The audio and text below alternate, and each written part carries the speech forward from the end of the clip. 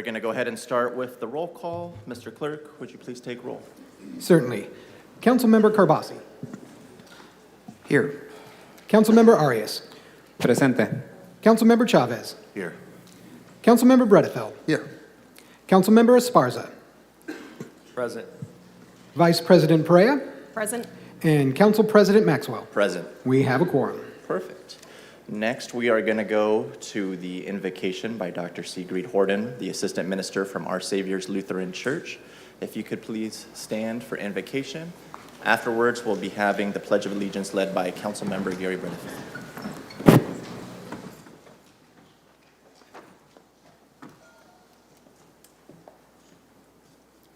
Good morning. Let us pray.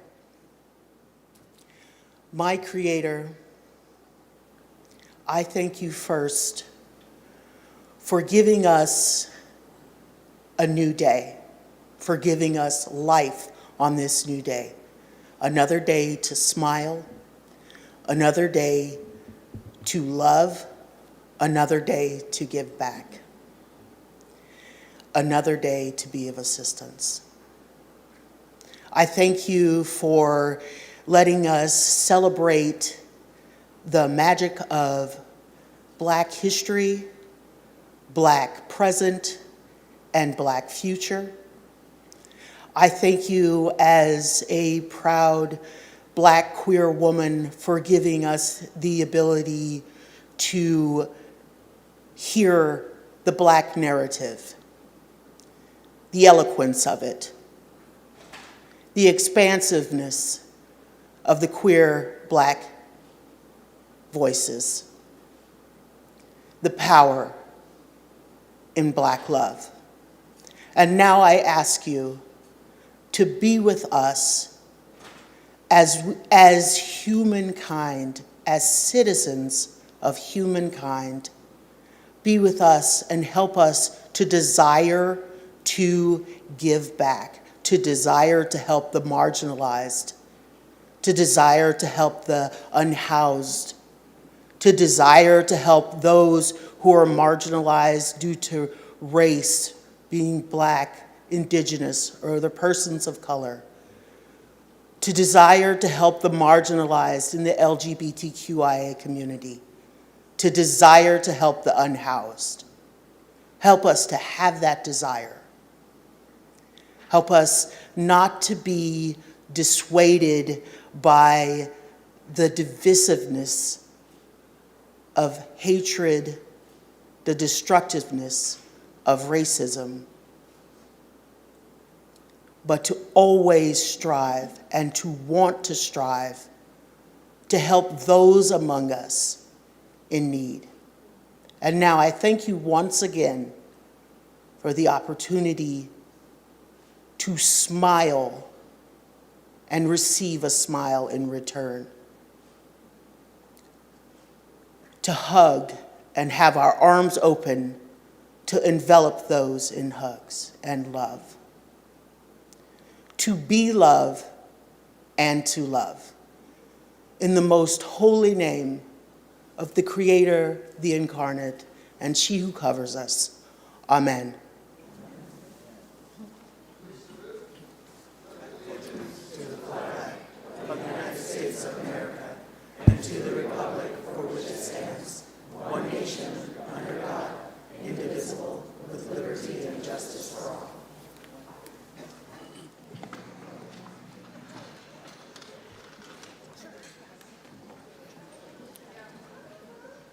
Thank you, Dr. Horton, for being here today. That was beautiful. Thank you.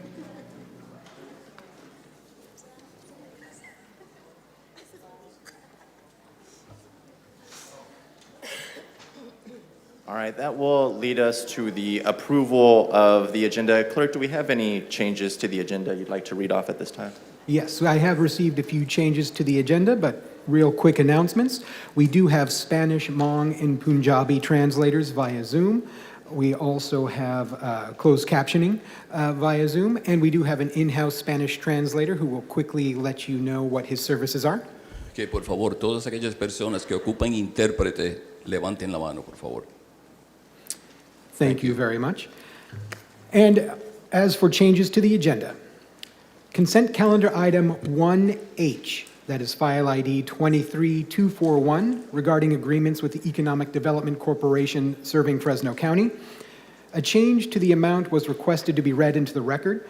The amount of the agreement in the staff report should read $175,000, not $150,000. Consent calendar item 1CC, that is file ID 23280, regarding the summary vacation of access right restrictions on the northwest corner of East Copper and North Maple Avenues. An updated resolution has been received with additional language simply stating that the resolution is subject to mayoral veto. The following items were removed from the agenda and tabled to the next meeting, February 23rd. 1A, that is file ID 23161, regarding approval of the minutes from January 19th. They were moved to the February 23rd, 2023 agenda by staff. Consent calendar item 1B, as in boy, that is file ID 23106, regarding the 575th Amendment to the Master Fee Schedule. That was moved to the February 23rd, 2023 council meeting by Councilmember Carbasi and Councilmember Arias.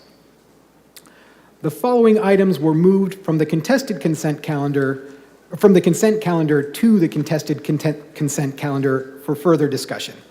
1G, that is file ID 23111, regarding the American Rescue Plan Act funding to the Fresno Area Hispanic Foundation. That was moved to contested consent by Vice President Perea. 1H, that is ID 23241, regarding the agreement with the Economic Development Corporation serving Fresno County. That was moved to the contested consent calendar by Councilmember Arias. We have consent calendar item 1I, that is file ID 23155, regarding the 2021 SAFER grant. That was moved to contested consent by Vice President Perea. 1J, that is ID 23224, regarding the requirements contract with American Guard for Security Services. That was moved to contested consent by Councilmember Arias.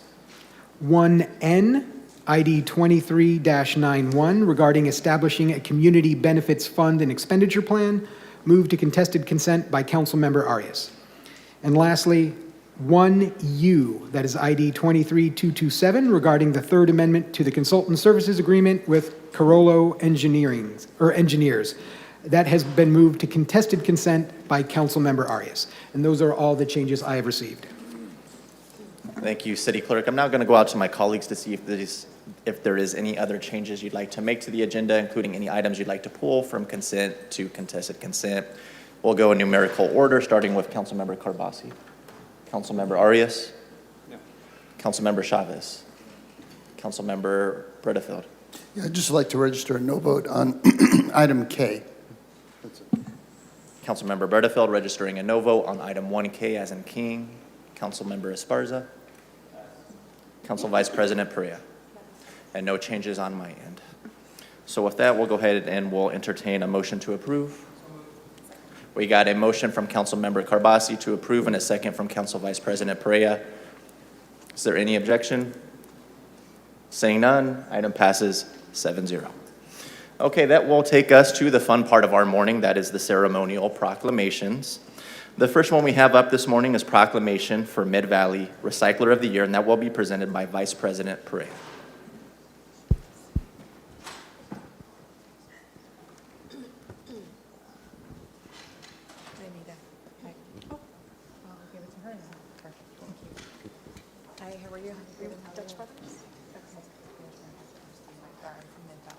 You're from Mid-Valley, okay. How about we have everyone come up? Mid-Valley, Dutch Brothers.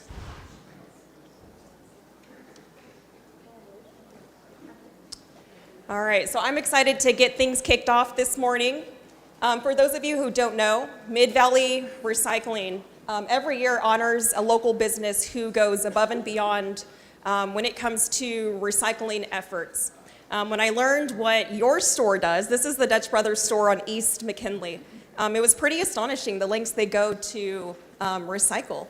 Not only do you guys have clean, contaminated-free, full recycle bins each time Mid-Valley makes stops at your store, but you guys go above and beyond when it comes to employee education. You guys educate new employees on the benefits of recycling, and I think that's super, super important. But the most exciting part is this store achieves 100% waste diversion and zero contamination. I'm going to say that again, 100% waste diversion and zero contamination. So you guys are definitely doing your role to keep our city clean.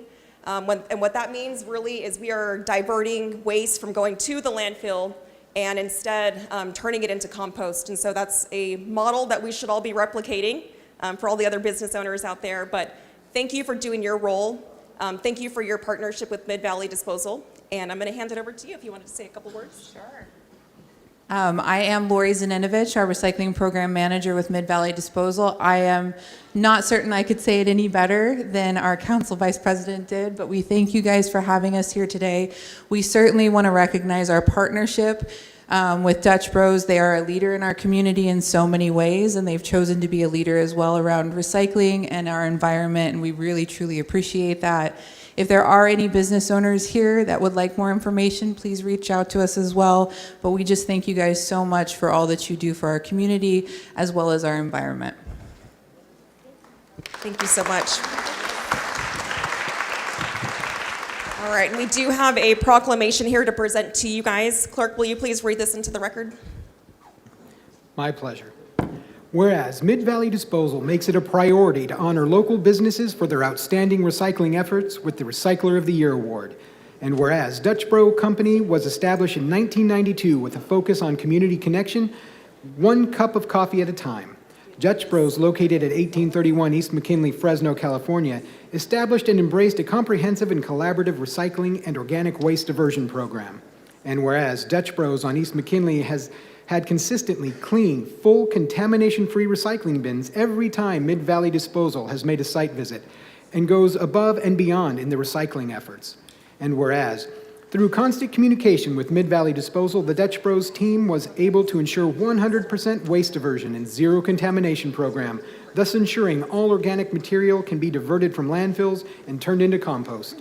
Now, therefore, be it resolved that the City of Fresno Mayor and City Council honor Dutch Bros on East McKinley and their dedication to the community through service and sustainability and the well-being of the community they serve, and in recognition, do hereby proclaim February 9th, 2023 to be Dutch Bros Coffee on McKinley Day in the City of Fresno.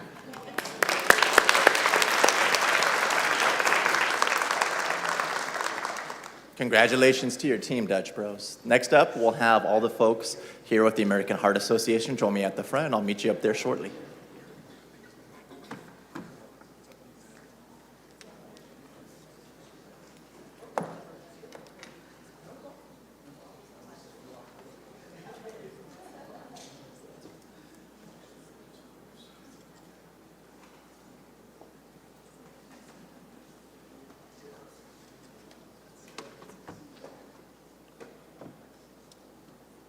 Well, good morning, everybody.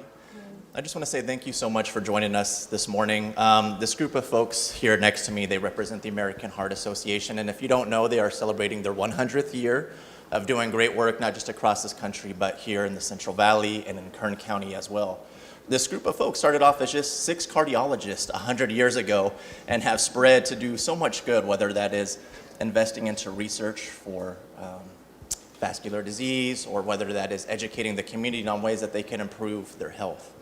Now, when I put this proclamation together, I actually learned quite a bit. You know, some things I think some folks take for granted knowledge-wise is news to a lot of us. The fact that cardiovascular disease is the #1 cause of death across any race, any age, ethnicity, religion, gender, is striking. And 10 years ago, we spent $500 billion and healthcare costs and lost wages fighting cardiovascular disease. And in 10 years, we're projected to spend $1 trillion as a country combating those types of diseases. Obviously, during COVID-19, your guys' jobs became so much more difficult, but also that much more important, because having those heart diseases became so much more exacerbated by COVID-19 and the onset of different diseases that it can introduce into your life. And so just really want to say we appreciate all the good work that you do here in our community. I want to hand it over to a couple of you to talk a little bit more about the work that you've done, whether that's in the organization or volunteer work. And so would any of you like to speak at this time? Hi, my name is Brittany Stanley. I'm actually a local healthcare provider here in the Central Valley, but I'm also the mother to this cute little girl right here. Her name is Davy Jean, and she was born with 5 heart defects. Now, I don't know about you, but I was shocked. I never thought about heart disease and disorders affecting children. And through my journey with her, her having open heart surgery at the young age of 3 months old, and just getting very involved with the American Heart Association and learning about how much heart and stroke affect everyone. It is 1 in 100 that it can affect a child. It is the #1 killer of women across all ages and races. So it's really important for us to all come together and really just be cognizant of our health. Know our blood pressure numbers. What is a safe number? Get our annual health care checkups. Be there for each other and just educate the general population. That's what we strive to do. I spend my time helping volunteer. I teach classes for the American Heart Association, whether it's teaching them how to do hands-only CPR or teaching safety courses with other businesses about how to prevent strokes or how to recognize the early symptoms of strokes, because it is affecting a lot more people than you realize. And I'm sure if you all look in your hearts, you probably have someone you know or yourself who has been affected by a heart disease or disorder. So it is something that is very important to be aware of and to be there for each other on. So we want to make sure that our younger generation, like Davy and all of her little friends, can live a long and healthy life. And she's not here today because she had to be at school, but she would have loved to be here to accept this award. So I'm accepting it on the behalf of her as well. And I'm going to hand this over to Courtney as well. So I went into congestive heart failure at 24. I had no pre-existing conditions. By the time they caught it, 2/3 of my lung volume were full of fluid. I was literally drowning. I spent a week in ICU on 100% life support. Ultimately, my heart condition was able to transform. I did have to undergo a lot of therapies and treatments, but it can happen to young people, not just children. When we think of heart conditions, I think at 24, that was the last thing on my mind. So if you're feeling like something is off in your body, or you have any sort of blood pressure related issues, you're your best advocate. If you know something's wrong, say something, do something. This impacts everyone, and hopefully it doesn't impact you. Thank you for allowing us to come and kind of kick off Heart Month. February does that for us. Sharia and I are part of the Heart Association, and we have a couple events coming up this year. Our Go Red for Women will be in March, and then we have our Heart Ball in May. And then we will celebrate our centennial at the end of the year with a Heart Walk. We recommend coming out and participating. It will be in Madera County at Tesoro Viejo, but it is absolutely free to participate. So grab your individuals and come out and just support those that really, truly, appreciate what we all do for the support that we give them. Thank you. I'm gonna add one more thing that wasn't said. I think this is really important. I learned this when I first started volunteering 9 years ago. The American Heart Association, what they do is really special.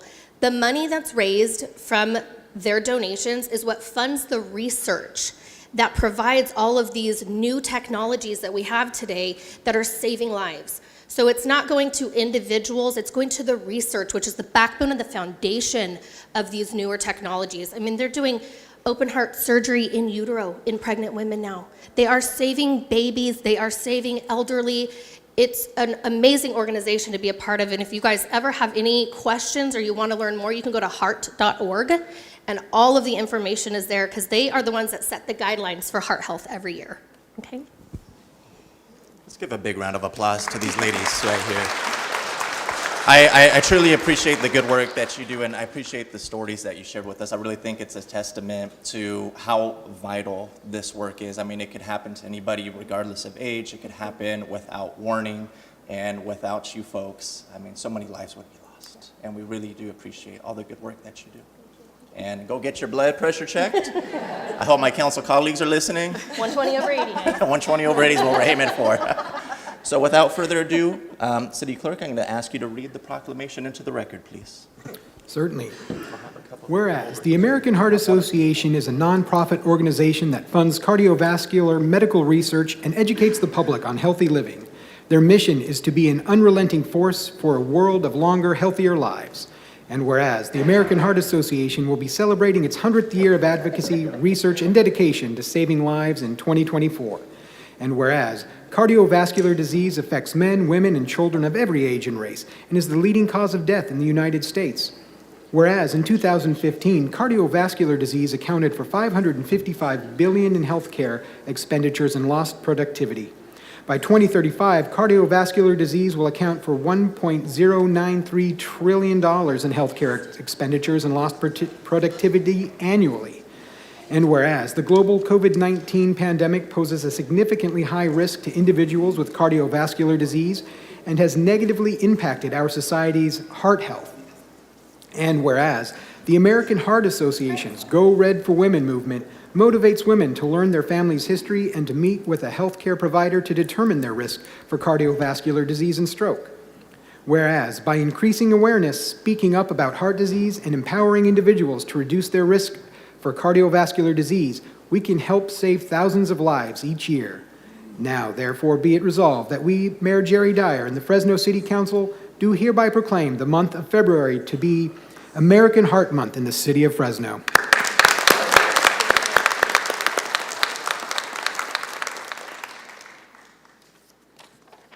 All right, up next, I'd like to invite my guest from the No More program and the Marjorie Mason Center to join me for this next proclamation.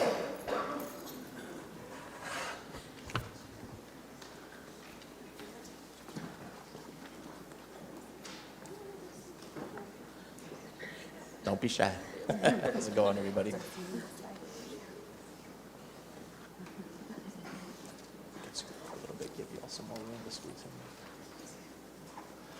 Well, speaking about another invaluable organization, the Marjorie Mason Center is one that I've come to know for a really long time because I used to volunteer my time with the No More program once upon a time. And, again, reading these statistics that are just so startling for some folks that might not know them. And one of the most startling is that 1 in 3 teenagers will experience dating violence before they turn 18 years old.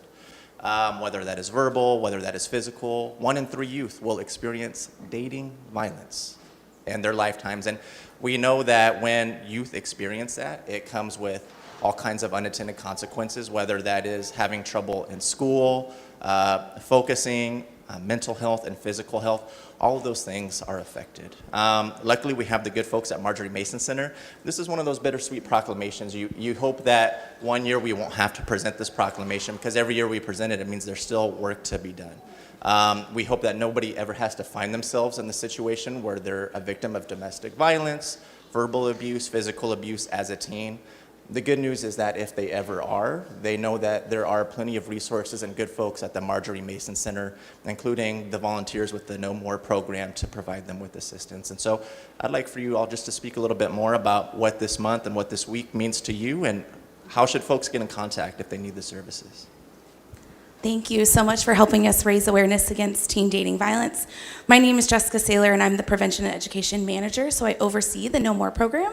And I'm going to turn it over actually to my ambassadors, who will be able to share how you can receive services and be a part of the No More program. Yeah, so my name is Diego Mosqueda. I'm a senior at Design Science Middle College High School. I've been part of Marjorie Mason Center since middle school, but joining the No More program was entering high school. And it's just, honestly, it's been a legacy for me just to gain a little bit more information about how to maintain healthy relationships. And it's truly an issue that not many students know about this issue. And it's pretty traumatizing for some of them. And I have met students in the past who've experienced this. So yeah, it's pretty much given me the the motivation to keep going and pretty much teach people. Yeah. Good morning, President Dyer, as well as President Maxwell and members of the City Council, as well as everyone listening. I'm Daniela Galindo, and I'm part of the Design Science Middle College High School, as well as the No More ambassador for the school.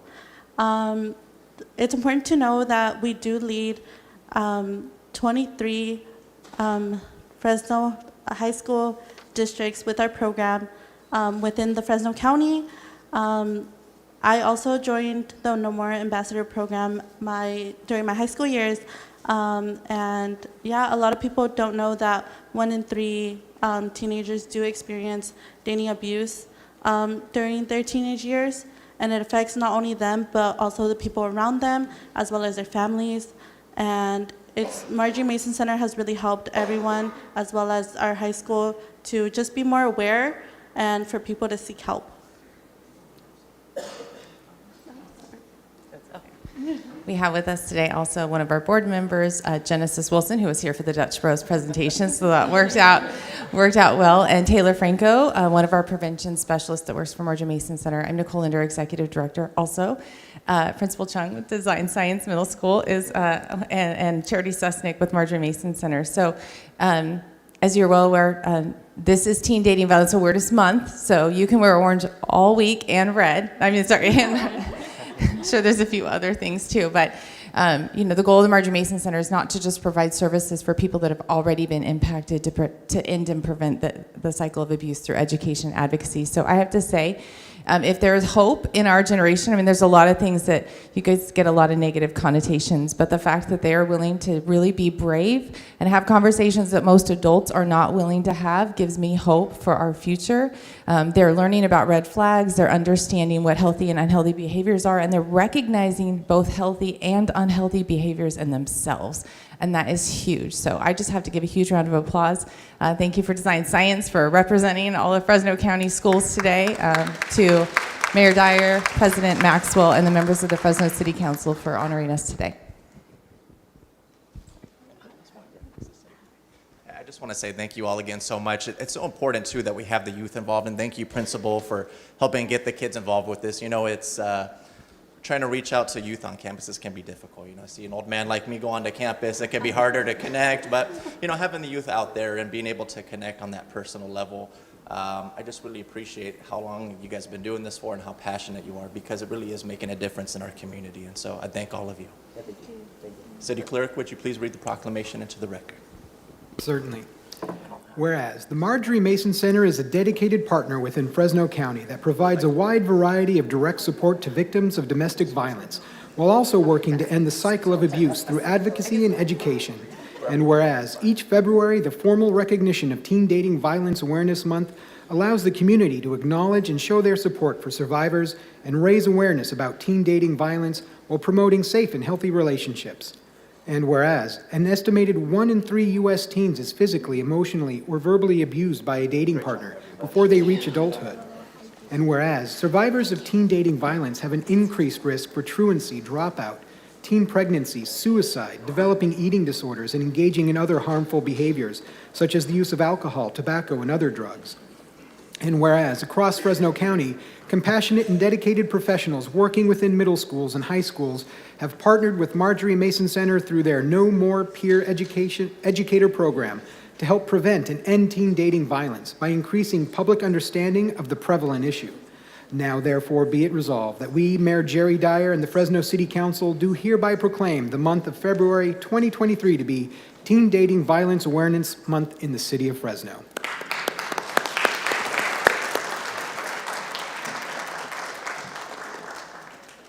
All right, our next proclamation will be presented by Councilmember Esparza for African American History Month, Black Resistance, A Journey to Equality.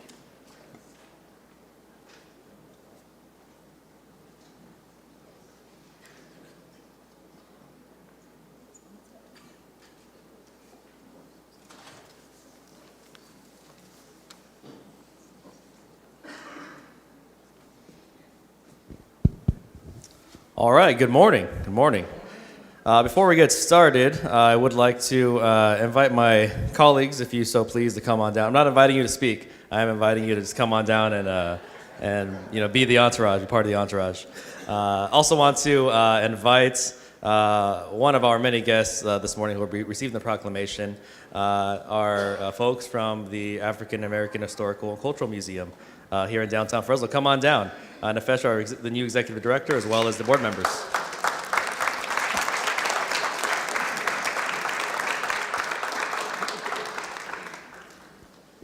Come on down, come on down.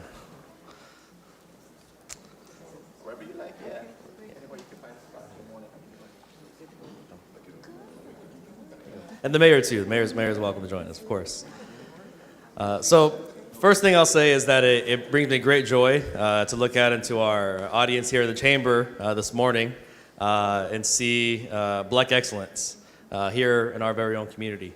I see leaders in the nonprofit sector, leaders in the business sector, leaders in the government sector, elected officials and former elected officials, folks who lead our city departments and city divisions as well. So I do also want to welcome all of you as well. I know we had a great little reception for breakfast out here earlier, and very much appreciate your presence here today, this morning, in celebrating our local gem of a museum. The council president read off the agenda that the theme for Black History Month this year is Black Resistance, A Journey to Equality.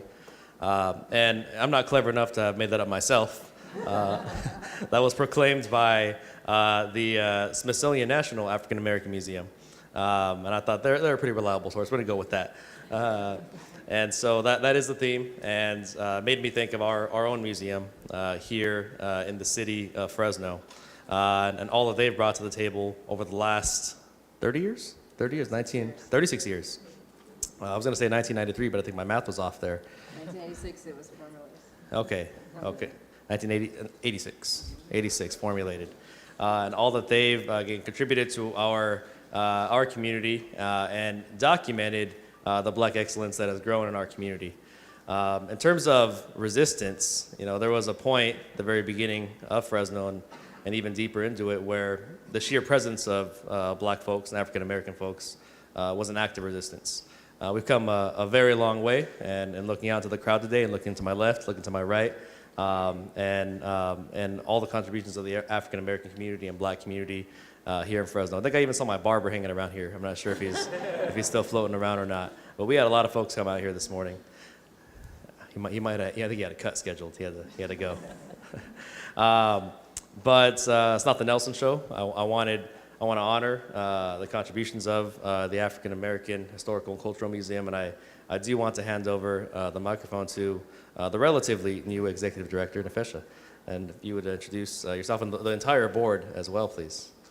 Well, does the board want to introduce themselves first? No, go ahead. Okay. Henry's going to do that. I'm Henry Eller Jr. I'm the vice chair.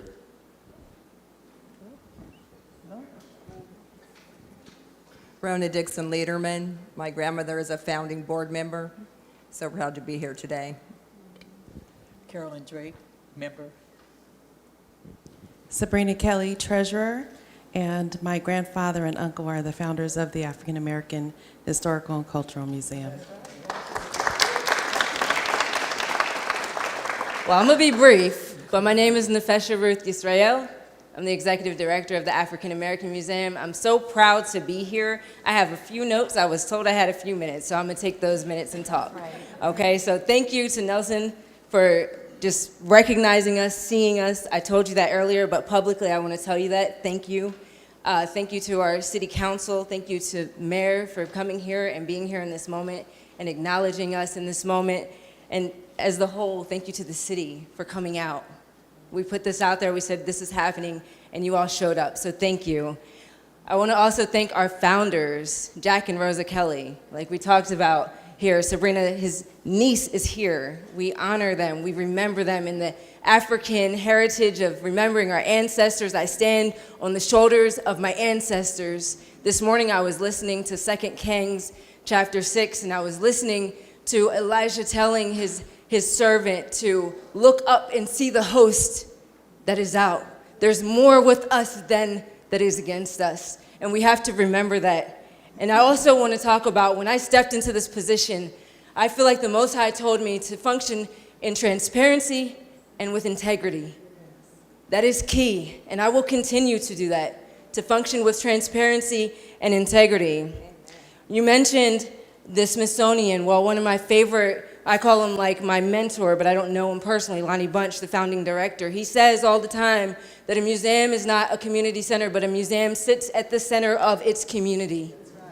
It is imperative that we feed and pour into this museum because African American history is American history. We have built this nation.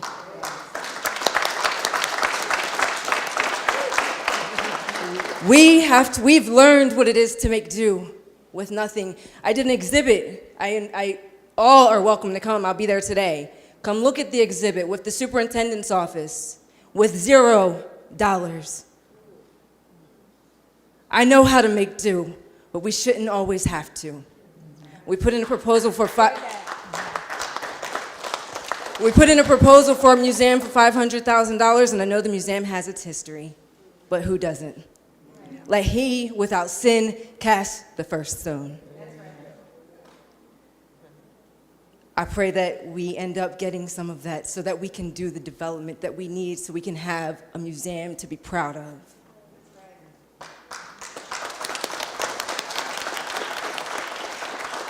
I saw Lilia Chavez, and I want to give her a shout out. Thank you to Fresno Arts Council.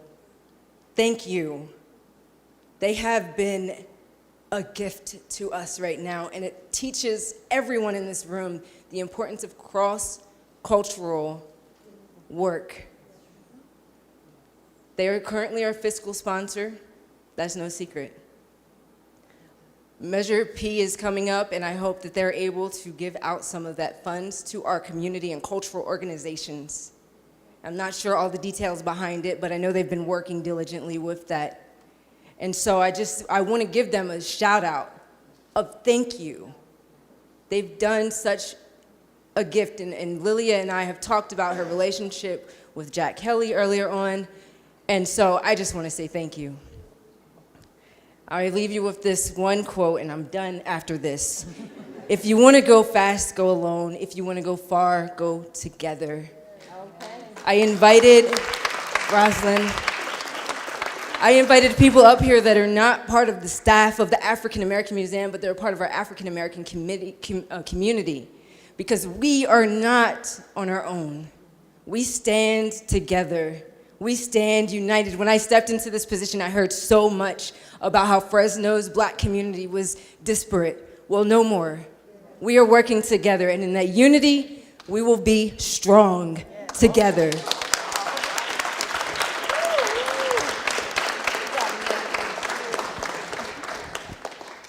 Extremely well said. Extremely well said. Thank you, Nefesha. And again, it is my pleasure and honor on behalf of the entire Fresno City Council, entire city organization, to present this month's Black History Month proclamation to our local African American Historical and Cultural Museum. Thank you, Nefesha.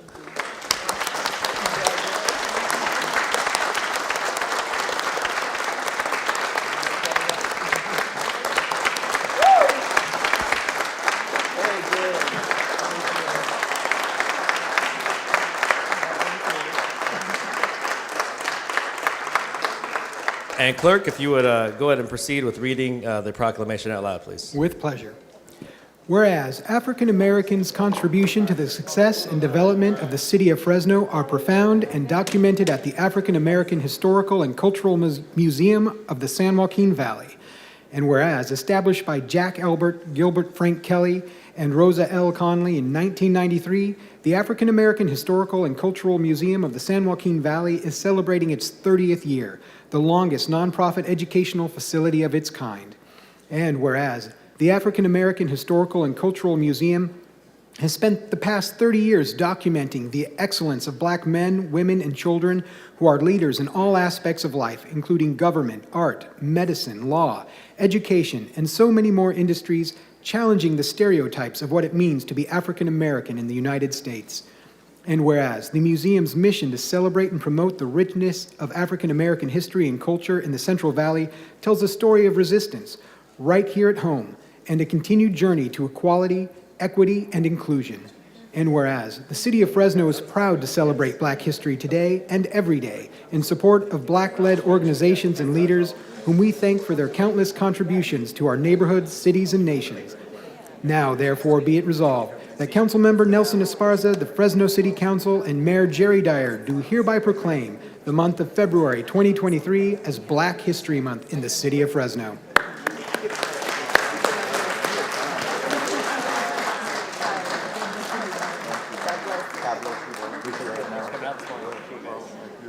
Congratulations. What was your position? Vice Chair. Vice Chair. Keep up the good work. Thank you so very much. Thank you. Thank you very much. Thank you for all that you do. Thank you.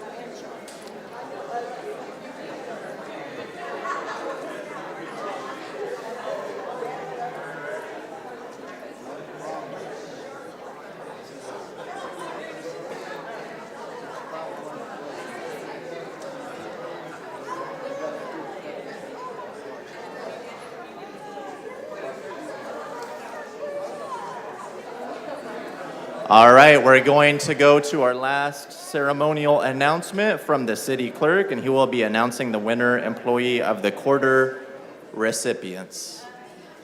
All right.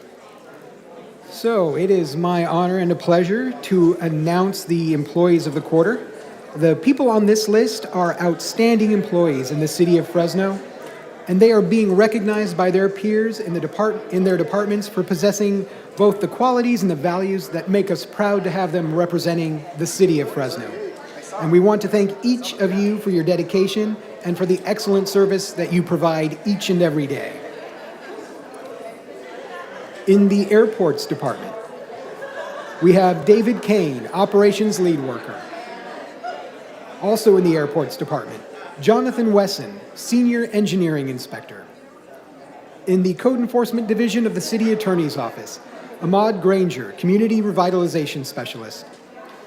Sarah Papazian, city attorney's legal team.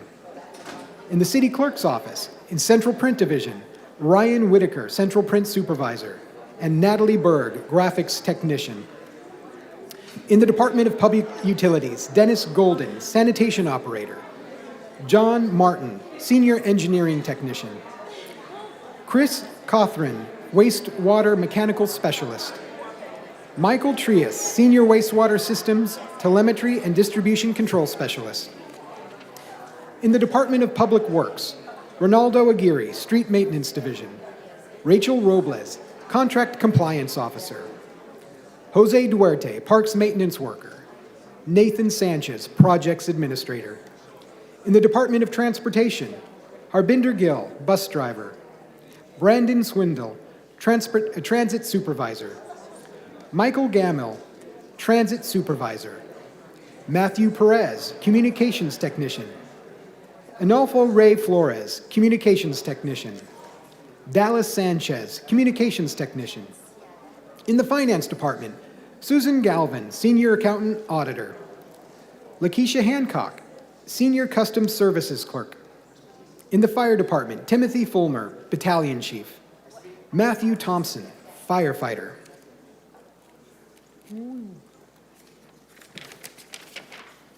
In the General Services Department, Gabriela Fernandez, Accountant Auditor 2, and Rita Garcia, Management Analyst 2. In the Information Services Department, Stephanie Sahosky, Principal Accountant. Parks Department, Sandy Juarez, Principal Account Clerk. Planning and Development, Karina Nunez, Project Manager. Christine Longoria, Management Analyst 2.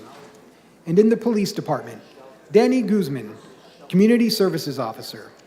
Paul Hill, Police Officer, Investigation Unit. Carrie Gianetta, Management Analyst 2. And Claudia Torres, Support Services Technician. We thank you all for your service. And I would like to also announce that the Council President, members of the City Council, and the administration do recognize the importance of uplifting and spotlighting our outstanding employees. And for the upcoming recognitions, we will be changing up the platform so we can better recognize you and thank you for your service, including food, and so it'll be a good time. And we really appreciate your work. Yes. Thank you, City Clerk. And again, thank you to the thousands of city employees doing a phenomenal job every single day in City Hall or in the community that really keep the city functioning. We thank you all. And as the clerk said, we will be changing the platform again in the upcoming quarter to more personally recognize and honor those folks being awarded. So thank you, City Clerk. Next up, we are going to transition to council member reports and comments, and we will be going in numerical order. We'll start with council member Arias.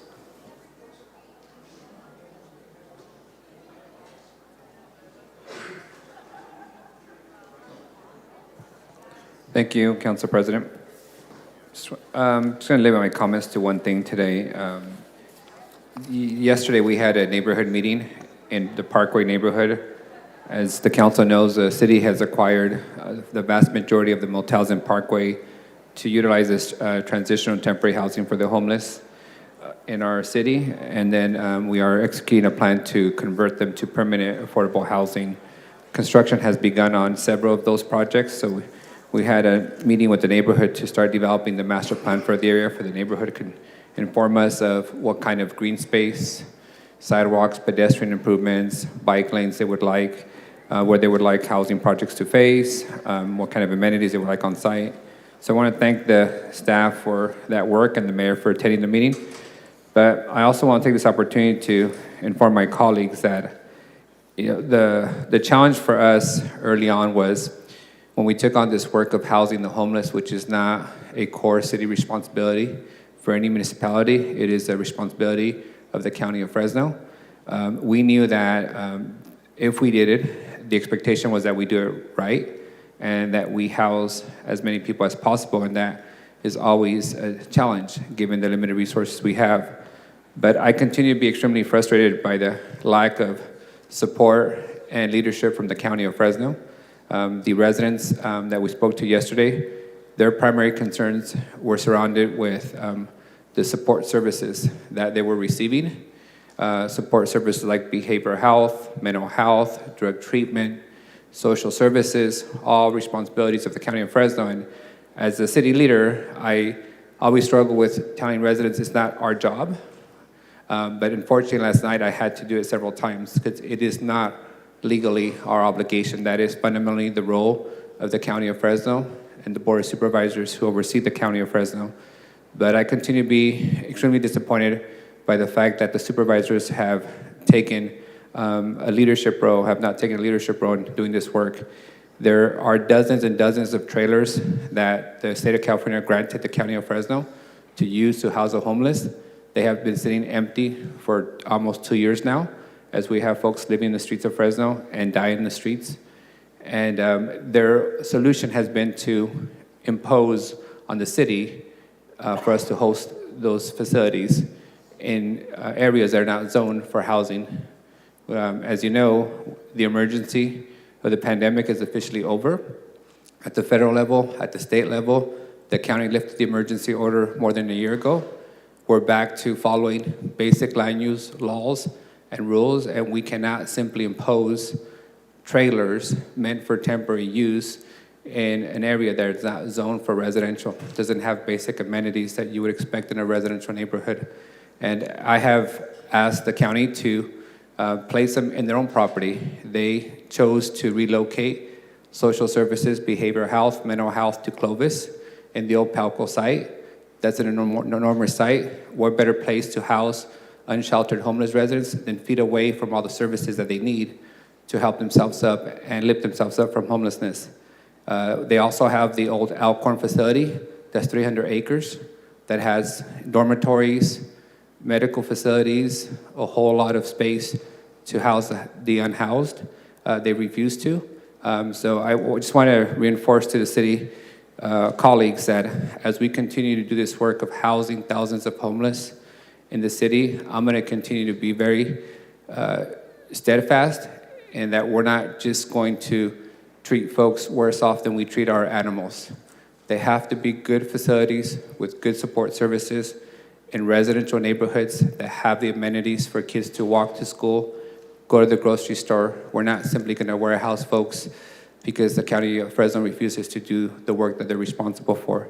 So thank you again for our staff, and I know that we get criticized quite a bit from advocates from the unhoused, because the expectation is that since we stepped up to do this work, that we should do it well, but unfortunately, we don't control billions of dollars of social services, mental health, and support services. That is our neighbors across the street, and we are limited to what we can do in that space. Thank you. Thank you, Councilmember Arias. Councilmember Carbasi, you ready? Yes, sir. Thank you for your patience. Okay, so good morning. What a great morning. Thank you, Councilmember Esparza. That was a really, really nice presentation.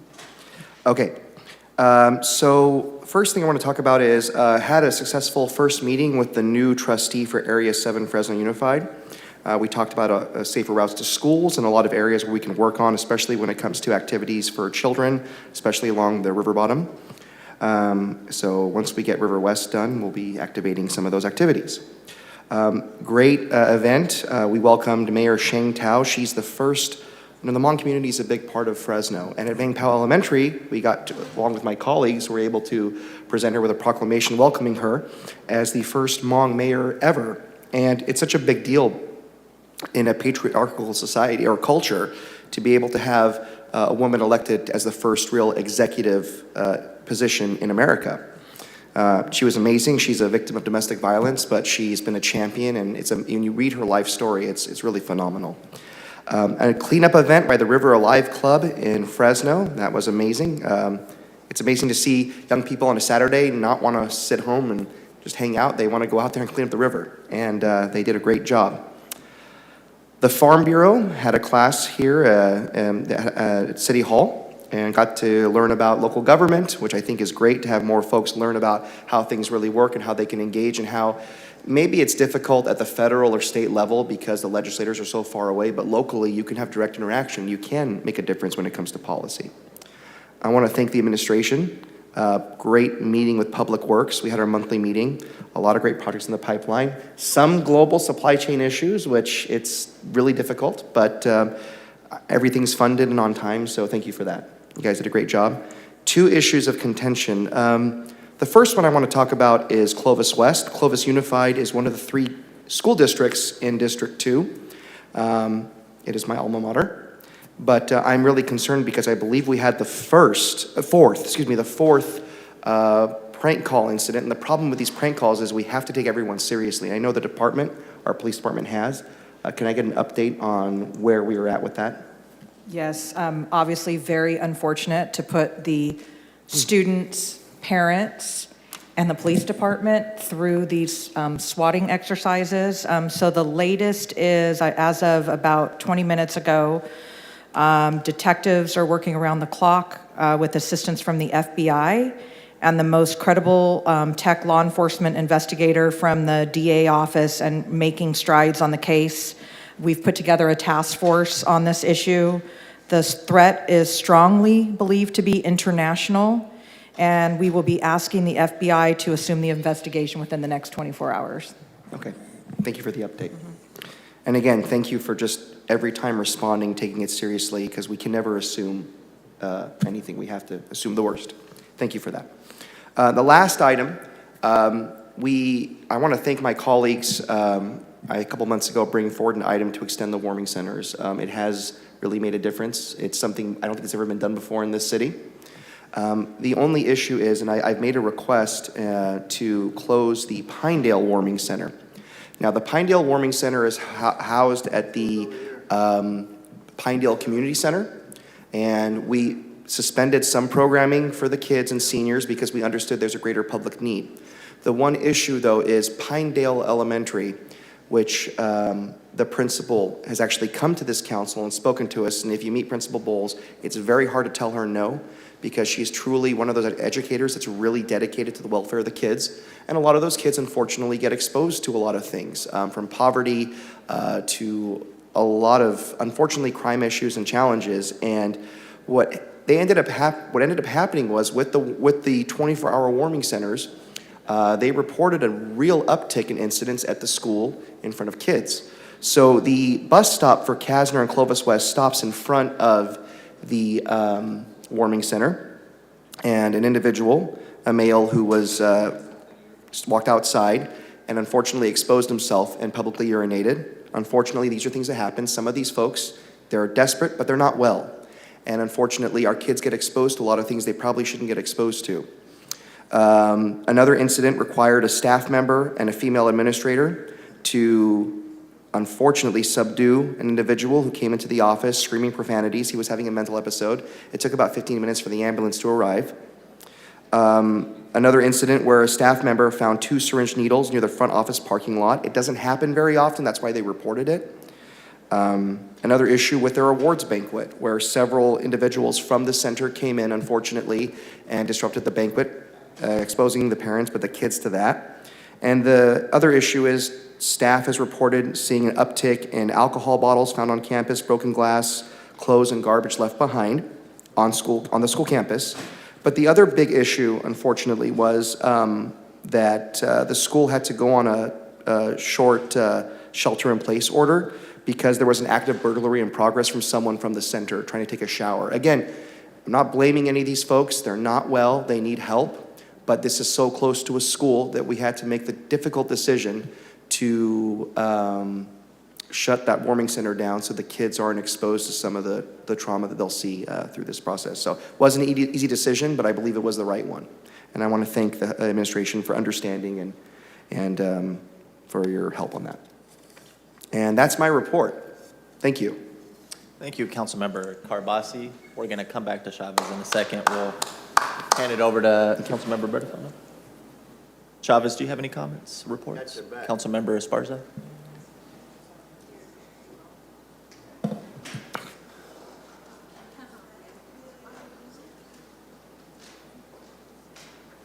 Yes, lots of great things happening in District 7. As always, a couple Saturdays back, we joined Beautify Fresno over at Lafayette Park and picked up quite a bit of trash. I think that was the second time around since the program had started that we were at that location. Great turnout as always. I want to thank those volunteers who came out from all over the city, really, to help us clean up that neighborhood. This Saturday, we'll be joining Beautify Fresno at Hidalgo Elementary School. And again, that'll be the second time since the program started that we are dispatching out of that location and cleaning up that neighborhood. So kind of seeing a pattern here with Beautify Fresno, and it's really touched all corners of the city, and it's kind of circulating back to some of those spots that have been touched in the past for a second cleanup. So that is great news. Also had the privilege of co-hosting a blood drive with SEIU 521, along with other local elected officials here in town. And so we had a successful day getting blood for our community. I know typically we do have like a proclamation once a year with the Central California Blood Center, encouraging folks to give blood. But I try to give every 8 weeks, and I encourage all those who are eligible to also do so, as every pint of blood, I believe, saves roughly 3 lives, is the statistic that they provided. So I do it, and if you can too, I certainly would encourage you to do so. Lastly, the City of Fresno Women's Commission that the City Council established has embarked on one of their first projects and wants to put the word out to the public that there are currently 17 scholarships of $500 each that the City of Fresno Women's Commission is looking to award. And that application is now open. You can find it on their social media or on the city clerk's website, I believe is where the link there to apply for students or prospective higher ed students can be found. That'll conclude my remarks for this morning. Thank you, Councilmember Esparza. Councilmember Arias would like to add an addendum to his comments that Yes. he made already. Thank you, Council President, for the generosity. City Manager, I've been made aware that the only county homeless shelter on Shields and Blackstone in that vicinity is closing, and we've already seen the homeless residents from that shelter going into Motel Drive. Can we officially communicate with the Chief Administrative Officer of the county? When we all received these funds from Home Key, we were required to have dislocation plans, so that as we transition these motels from shelters to permanent housing, each municipality was required to have a plan to relocate individuals so they're not back in the streets where we picked them up from. And what I've heard from the unhoused is that they are being put back on the sidewalks of the facility, and they're making their way to Motel Drive, where, as you know, we don't have any more rooms available. So I'd like to have us communicate with the Chief Administrative Officer on what their plans are to rehouse those individuals as they transition and shut down the emergency shelter into the permanent housing, because it's a few hundred individuals that would end up back in the streets and encampments in our city. What is the county The facility? Crossroads. Oh, Crossroads. Oh, thank you. Thank you. I'll communicate. Thank you. Council Vice President Perea. All right, thank you, Council President. I do want to start by just thanking the mayor for your quick response to our pothole issues citywide. I will let you know that our residents in District 1 has been taking advantage of that, and so just thank you to the Public Works team for your help. I do want to also thank the Public Works team. I was able to roll up my sleeves and actually get out onto the streets and fill potholes myself. I will challenge my colleagues to do the same. Maybe we can make a little friendly competition out of it, but so far I believe I have filled the most potholes. So we'll see if there's an update at the next meeting on that. Not pot. All right. I do want to also just let the community know that District 1 team has been very busy. We partnered with the mayor and Beautify Fresno to kick off our District 1, our first neighborhood blitz.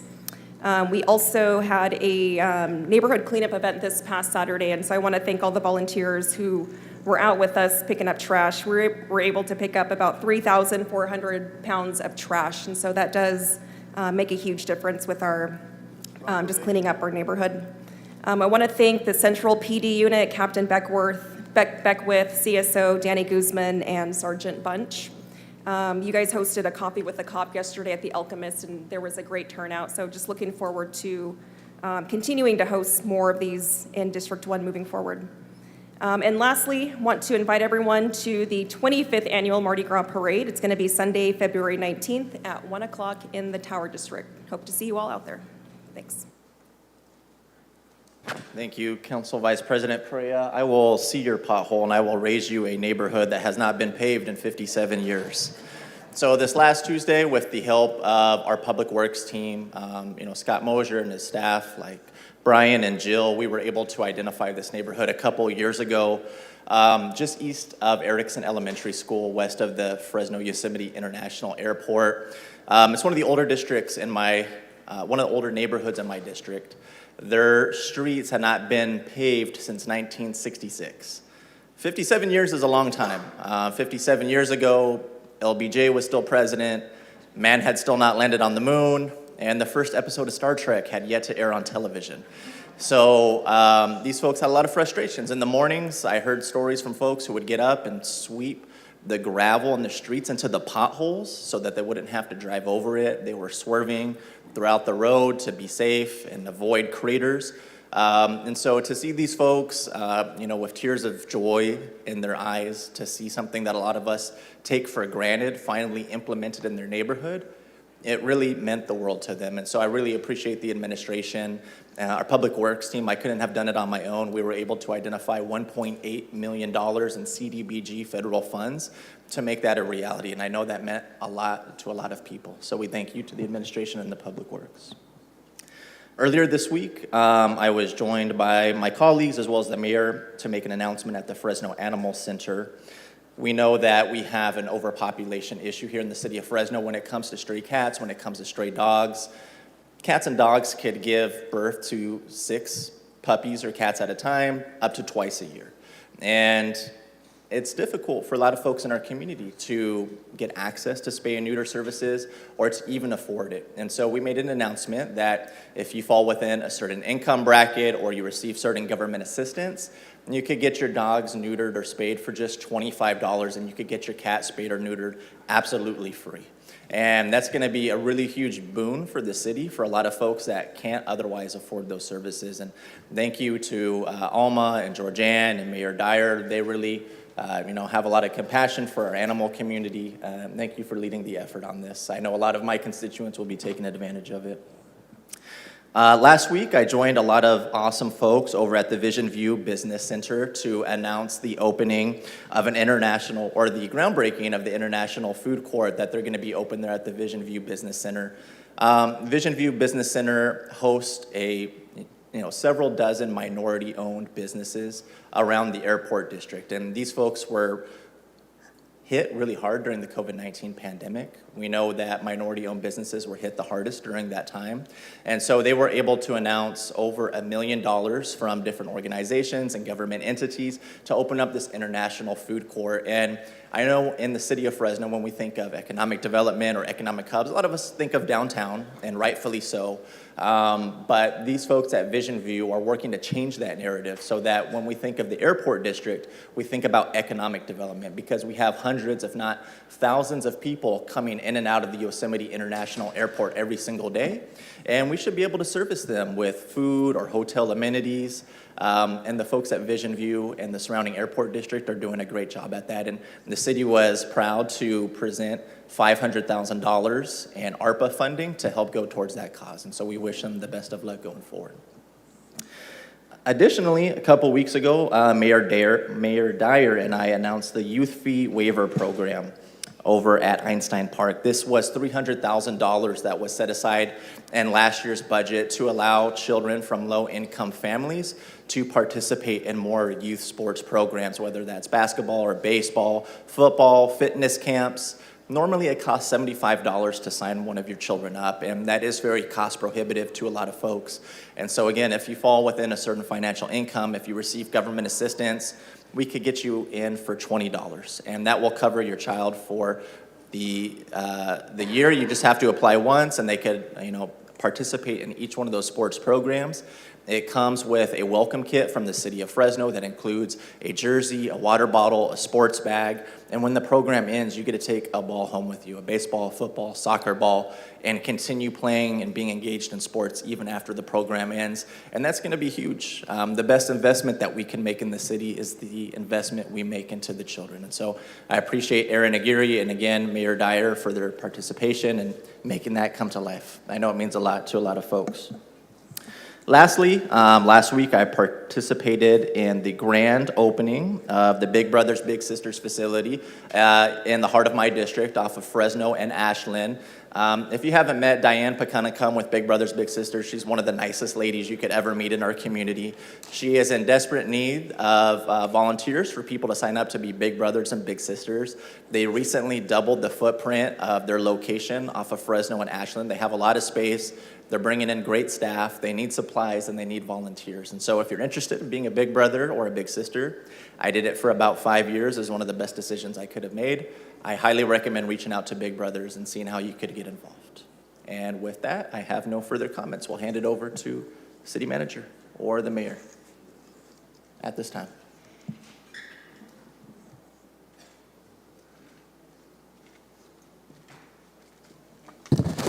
Thank you, Council President. Yeah, just to highlight some of the things. Last week, I had the opportunity to participate and speak at the Lighthouse groundbreaking, which is a women and children's shelter As many of you know, last year that shelter burnt down, and the groundbreaking was held last week at 1651 L Street. And not only are they going to be able to rebuild it, but they're going to actually increase the occupancy for women and children downtown. And that is a substance abuse treatment center that is Christ-centered. Also, Councilmember Perea spoke about the Blitz, neighborhood Blitz that we had Thursday, Friday, and Saturday last week. It was a great event with graffiti abatement, some tree trimming, pothole replacement, sidewalk repair, painting curbs, and then again the 3,400 pounds of trash that was picked up on that Saturday by about 85 to 90 volunteers that came out. And also had the opportunity with Councilmember Arias this week to speak at the Bitwise Digital Empowerment Center launch. Thanks to the council and the administration, we provided them with $1 million to be able to educate our small businesses throughout Fresno, upwards of 1,500 businesses, on how they can take advantage of the digital world and grow their business. So that was a great thing with Jake Soberall and his team. And then also had a meeting this week with many of the IRS leaders in our community and throughout the Central California. Many folks don't know, but it's one of our largest employers. They have 5,000 employees in the city of Fresno. 4,500 of those are housed downtown. They work downtown.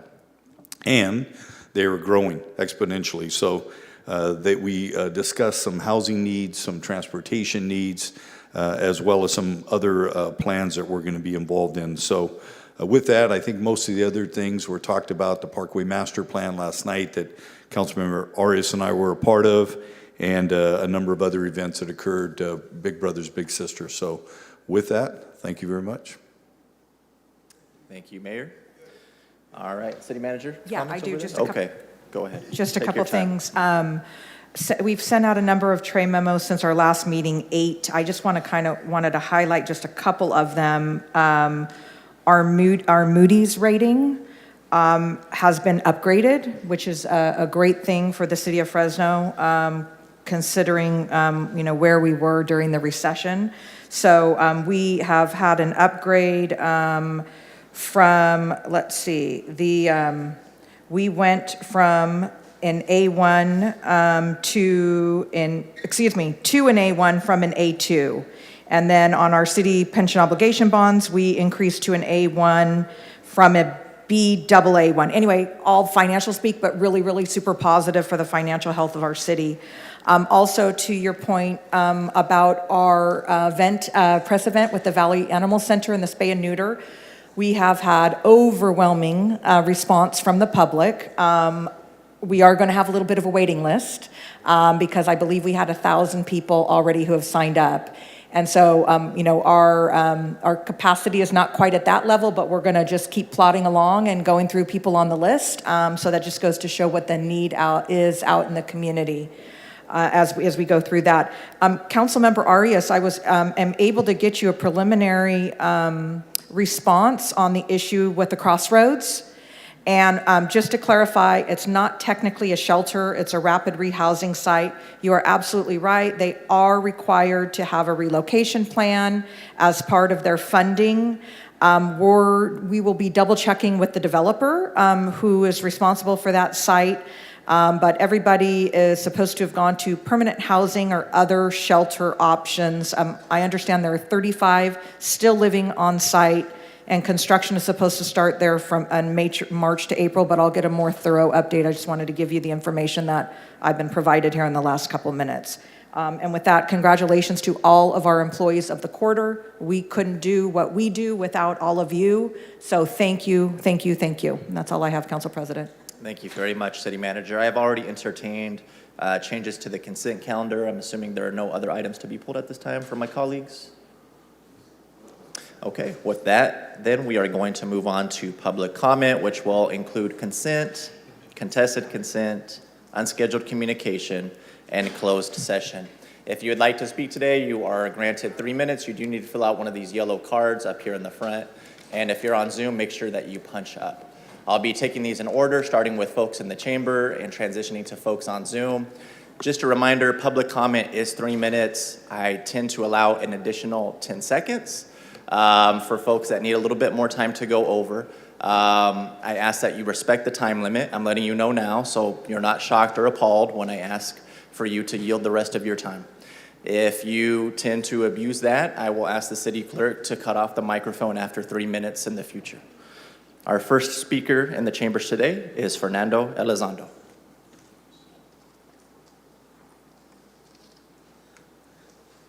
Peace be with you. There's so many things to talk about, and you only give us 3 minutes. So the real thing is, where's freedom of speech? I'm a Vietnam veteran, and I fought for democracy, and I come here, I can't even say my speech. Nothing, Mr. Jans, I want you to look into that. Are you violating our rights? You, the ones that are supposed to be with us, violating our rights of speech. You want us to hear you, but you want to hear us, right? You got 3 minutes. And unplug the phone, or I mean the microphone. But anyway, all this rhetoric about housing. I have the solution, they don't want to hear it. It's really job security. The buck stops here. $71 million was given to you to do housing, permanent housing, not sheltered, all right? And I still see all these people out there. Your priorities are mixed up. The ones you should go after first are the disabled people out there, the children. But no, you pick and choose. You got a shower right here across the street. You got to fill out a questionnaire just to take a shower? Come on now. But it's all part of, I came down to the conclusion, it's all JS. You know what JS stands for? Job security. And how much is going to stay here? You guys are monetarily pilfering that money down to, it does a boomerang. It goes all the way around, it looks good, but it stays here. It doesn't, who benefits? Those people do not benefit out of you. We need them to benefit. For $71 million, $50 million were spent on motels, hotels. Motels, hotels are reservations. They've got these people segregated to that point. I can see why they don't want to live there. This is not a permanent housing. Number one, we help people, but not by taking away their rights, their privileges. You have become a total totalitarianism, and that's it. We are headed for martial law in this city. It has been underhanded to you. I recognize war. I recognize the law of martial law because I went to the country that had that. And this is headed the same way, except you guys are strategically working its way in here. A lot of you people don't even know what it is. You have no clue. If you're blind, leading the blind, that's where you end up, at a dead end, and you both shall fall into the pit. Thank you, sir. Thank you for your comments. Next in the chamber, we have Mr. Sam Frank.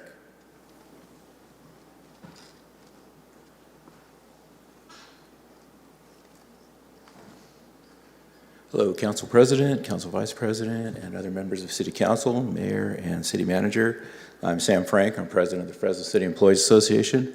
And I'm here to talk today a little bit about 9/11 dispatch.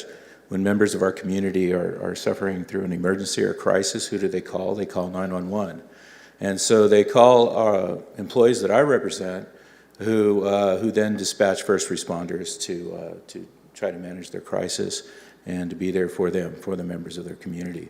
So the question I have for you is, who does 911 dispatch call when they're in a crisis or dealing with an emergency? Me. They call me because I'm their representative, I'm their voice. And so I have been hearing loud and clear from our 911 dispatchers that there is an emergency, there is a crisis in 911 dispatch. They are losing people faster than they can get people off of probation, fully trained. They are short-staffed by 1 out of 5 positions that are authorized. And they are underpaid. And it has gotten to the point where very soon, because of the staffing issues and because so many of them are leaving, we just lost another one to the Highway Patrol. She's now working for the Highway Patrol.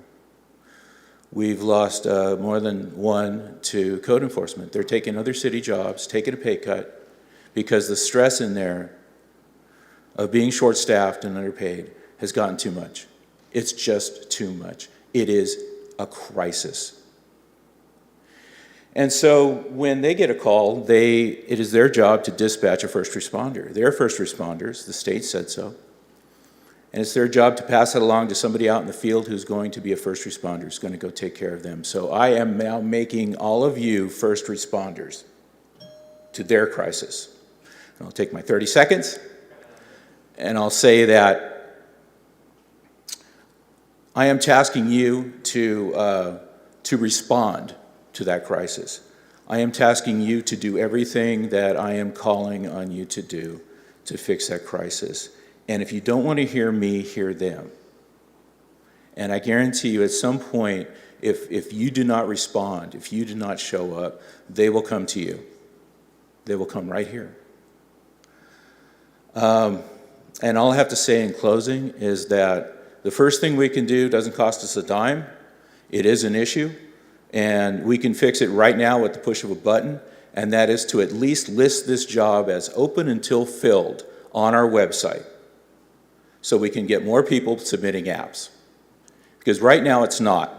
And if you go to our website, and I have a handout if one of you wants to see it. I haven't been able to meet with all of you, but I have a handout, and it will show page after page of open until filled jobs that we put on our website, but somehow we can't do that for dispatchers. Thank you, Sam. Thank you. Can I address something, Tyler?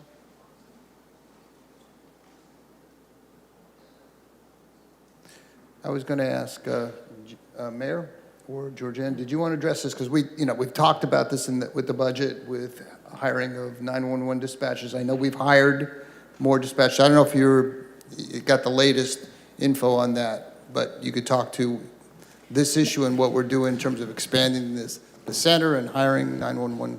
Yeah, just briefly, and everything that was said is very accurate in terms of the crisis at hand, in terms of our dispatch center, not just recently, but over the last several years. And it is a very stressful job. It is a challenging job to get people to fill it. The training that is required is massive, and we have taken steps to reduce the training time. We are in the process working with personnel to create separate positions, the call taker position, separate and apart from that of the dispatcher itself. We're in the process of going to, we've set aside $10 million and working through the building of a new emergency dispatch center. That will be helpful, which will also increase the space. But I'm very open to the idea. We just need to check with personnel in terms of having a open recruitment. We've done that in the past. Pay is obviously a separate issue that has to occur with negotiations. But I think it might be good to have somebody from personnel actually come up and discuss the recruitment piece or the dispatch piece and what we're doing to rectify that, because it is something that we're working diligently on. Let me ask you just, Mayor, so where are we at with the 10 million in creating the new center? Because, we've talked about this a year or so, and do you know what the numbers are of how many were down? Because I think we hired, 12 or 10 at one point, knowing full well it's a problem.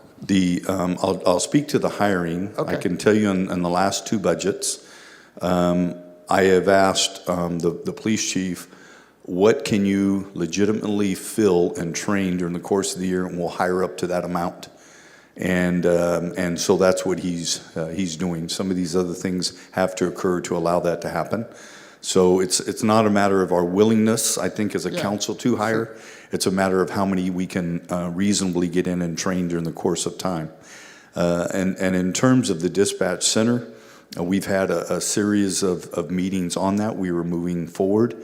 You know, we've expedited a timeline, and when that will occur, we met with our public works folks and facilities folks. Georgianne can probably give an update on that timeline, but we are moving forward with that. Yeah, thank you, Mayor, because Sam, I appreciate you bringing it forward. I mean, I think we all know it's a major problem, and we don't want to have people call 911 and sit on a phone for 5 or 10 minutes.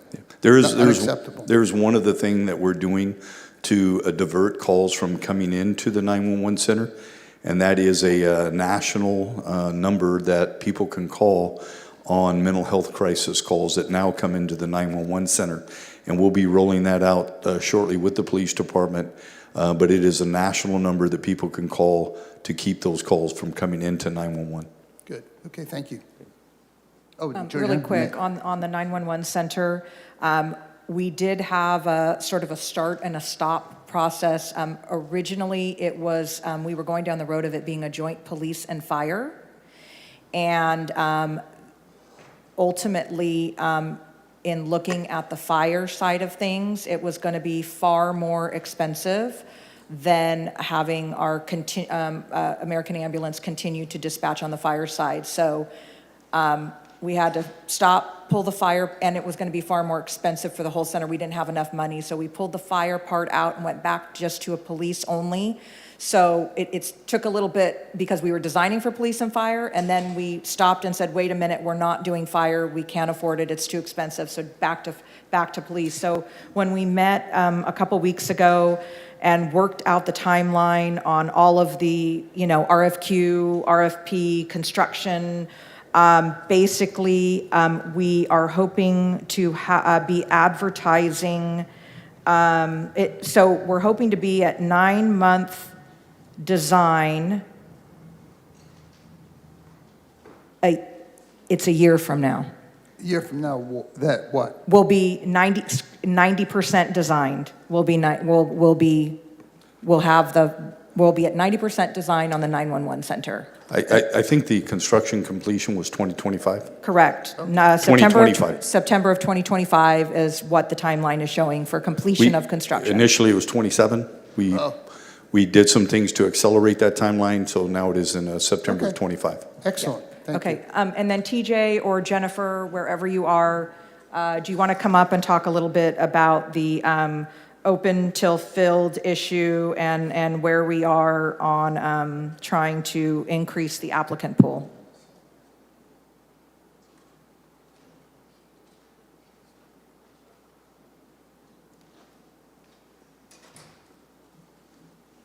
Good morning, TJ Miller, Assistant City Manager and Interim Personnel Director, and I have Jennifer Meisner, Assistant Director over Personnel Services with me. And just to give you a brief update on where we are with the Emergency Services Dispatcher classification, currently it is a ESD, that's what we refer to it for short, ESD 1, 2, and it's a flexible position. So we hire folks in at the lower level, and after approximately 18 months of successful performance in the 1 role, they automatically flex to the 2 role. So we've been working through what we can do to expand the pools and have stronger applicant pools come in and have a better retention as well, because we are losing people in the first 2 years, quite a few people. Assistant City Manager, I'm just going to chime in real quick and say I'm allowed 90 more seconds on this topic since we're still in public comment. And Okay. we could always agendize something or schedule something behind Why the don't we scenes. prepare a tray memo for you, if that's that in more detailed, or whatever? 30 seconds to Mike. Just and to then we're clarify, good. I've requested that this be on the closed session agenda for the next meeting. Okay, perfect. Perfect, you. that's great. I just wanted to reassure you that we are working on this, and we will be hopefully having some results very shortly. Appreciate that. Thank you, Councilmember. All right, we do have some folks that have scheduled some time with us this morning, so I do want to be sensitive of their time. We have an appearance by Kevin Tolman to discuss the introduction of business, number of employees, and what the business does, and he's a D4 resident.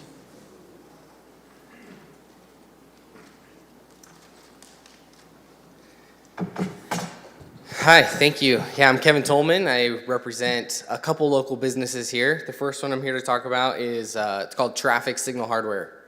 We relocated here to the Fresno area in 2017 from Pomona. We were drawn here because of some of the other businesses in the area that we needed were here, and we really liked Fresno and the surrounding activities that can be done here in the mountains. We currently have 9 employees for the traffic signal company, and we manufacture a very specific part. All of you see it every single day when you drive to work. Oh, and you're welcome. Yes, I did help save your life this morning as you navigated your way through traffic. We make the part between the galvanized pole and the LEDs. It's a powder-coated green or black. It's a very specific thing. And we mainly sell them to distributors who then sell them back here to the city. And so we actually don't sell to the city directly at this point. And so next time you go to cross the street, just read the sign here at the bottom. If it says traffic signal hardware, it's our material. If it says another name, then it came from somebody else. But we have a lot of them here downtown that you can see too. That's it. Thank you for your time. Thank you for your appearance, Kevin. Appreciate it.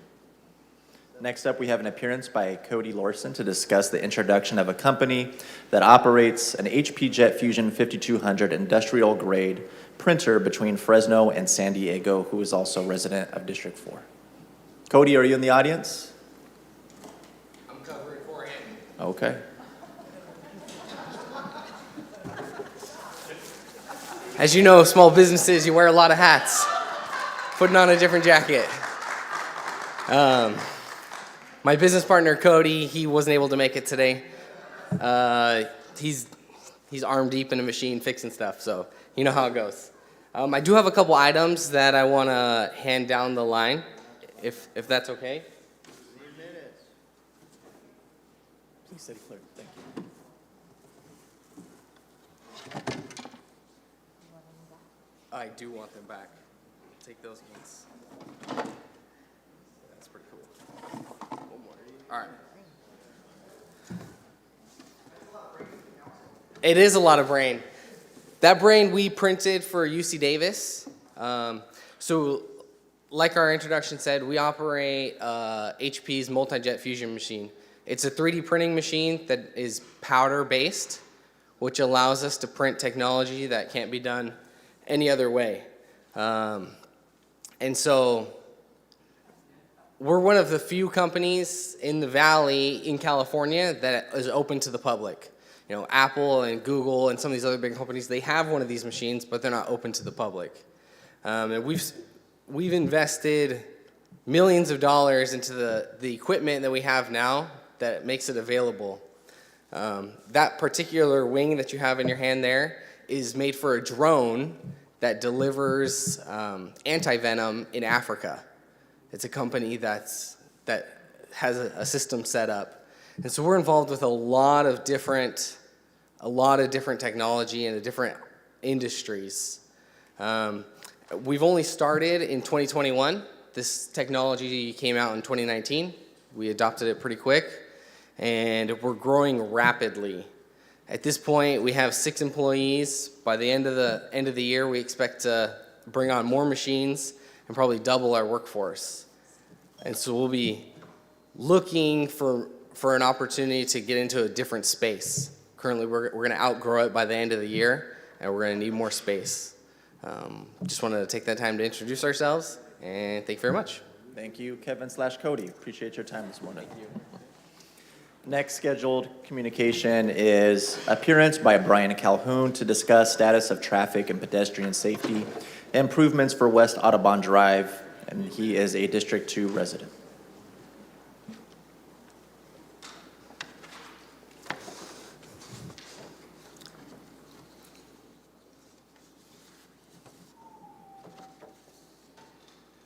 Good morning, City Council and staff. Pleasure to be here.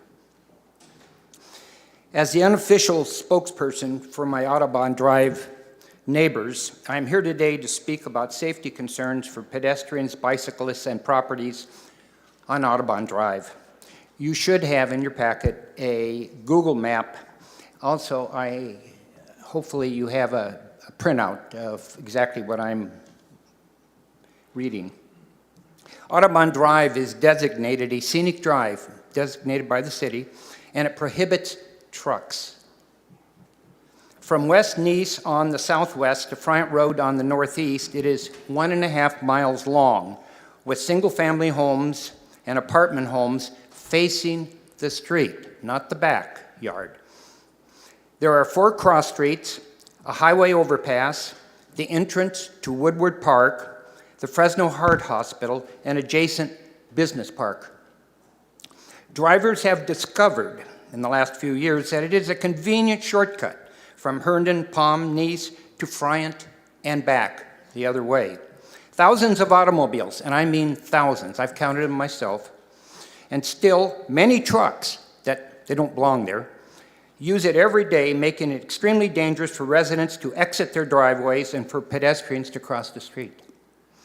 Audubon does not have a single, I emphasize that, single stoplight, stop sign, or pedestrian crosswalk.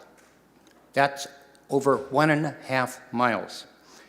There has been 1 bicycle truck crash resulting in a death, a car-bicycle crash resulting in very serious injury, a family dog killed while crossing the street with its owner, and numerous vehicular crashes, I mean numerous, into mailboxes, foliage, and fences. One person has had 9 mailboxes. Yikes. Yikes. It is imperative to put the street into a larger context of development and recreation, as shown on your Google map. Businesses in the Palm Bluff, River, Park Crossing, Villaggio. I'm going to skip since I only have 10 seconds left. Of major concern to area residents is the council's approval to add an additional turn lane from West Nice Avenue into Audubon in order to limit stacking of cars. Despite what Public Works claims, an additional turn lane will be an invitation for more drivers to use the Audubon cutoff. Decisions on this, particularly with no public input, impacts people's lives and their quality of life. Your attention to these concerns of needed increased safety measures to protect pedestrians, bicyclists, and properties on Audubon Drive is sincerely appreciated.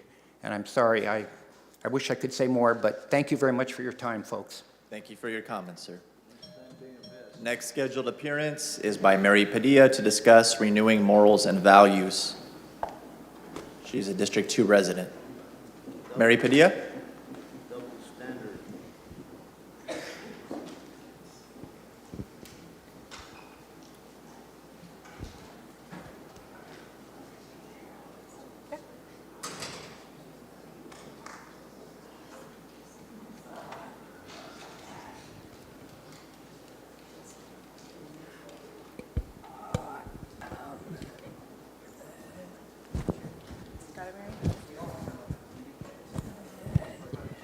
Good morning, everybody.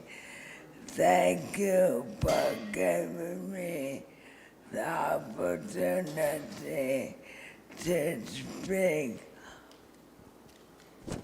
on something that is desperately, tragically needed in the nation, that to reform our living and love back to Jesus the Christ.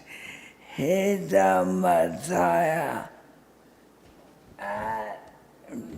And you know, we want to clean up physically, but what we need is to clean up spiritually. And all these tragedies, no wonder why they're happening. We have neglected God for thousands of years. Now, in my instance, I was only 30 years old when I went in a body bag. But Jesus said, no, you're going to evangelize for me. So now I'm doing that. And all the tragedy, the chaos in the world as part of us. We strayed from God. If there was about the church, go to First Galilee Missionary Baptist Church. It's in the Bible. Thank you. I love you guys. Bye. Thank you for your comments, Mary. That'll conclude the scheduled appearances. We'll go back to our comment cards. Next here in the chamber, we have Thomas Martin. Thomas?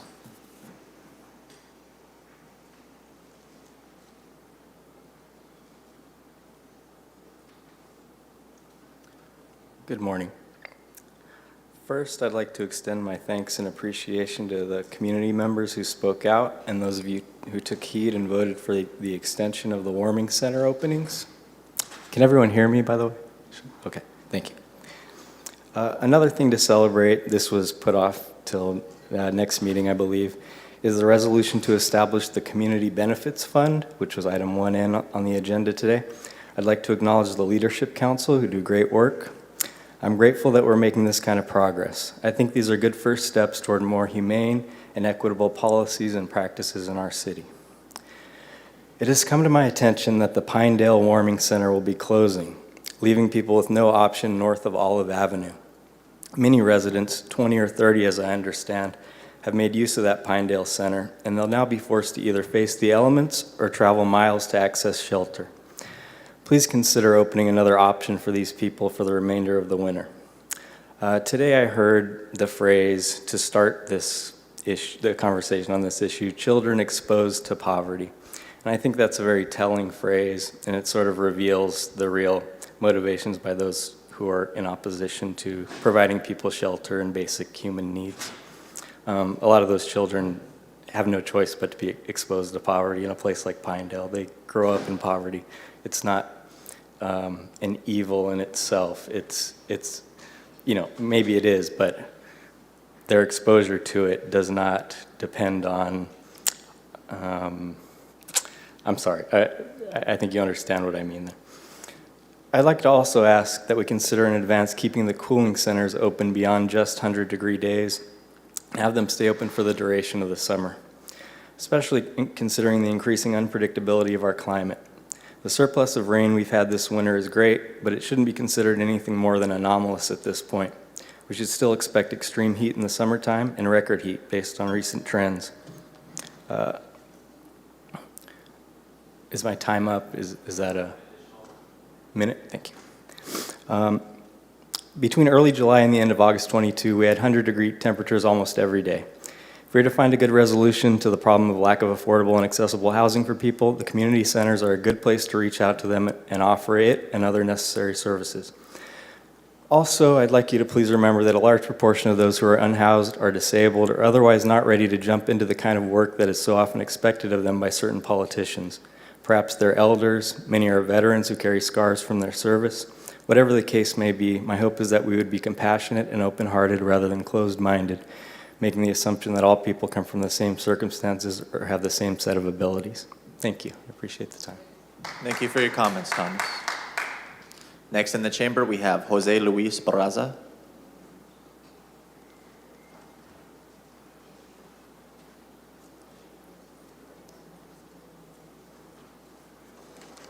Well, that was a little bit unexpectedly. We had it situated that we speak simultaneously, but I was before Jose Leon, but I'll do as I can to do. Anyway, once again, Jose Luis Barraza.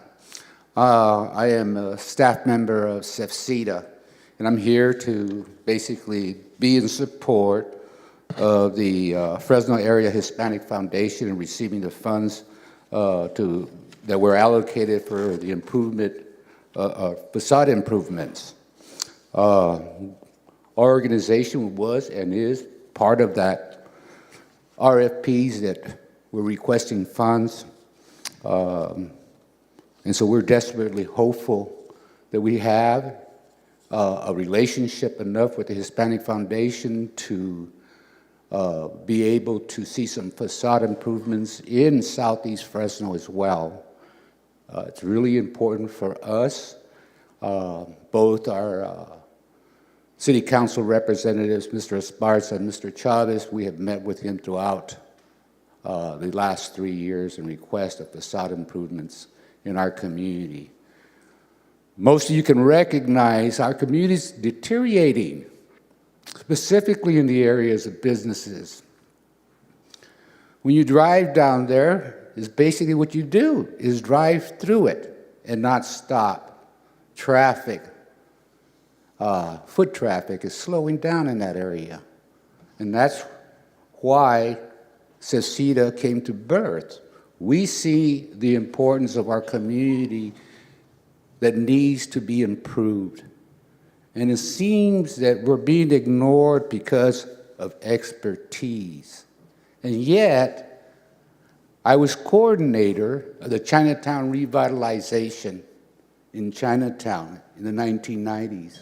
We were able and capable of putting together a facade improvement for Chinatown, working with Dan Fitzpatrick and Dan Roquillo in respect to redevelopment funds that were being misused at that time, requiring them to look at our needs then. They didn't see us as not having the ability to do it. They see the importance because the money belonged to Chinatown and from the taxes of which they drew.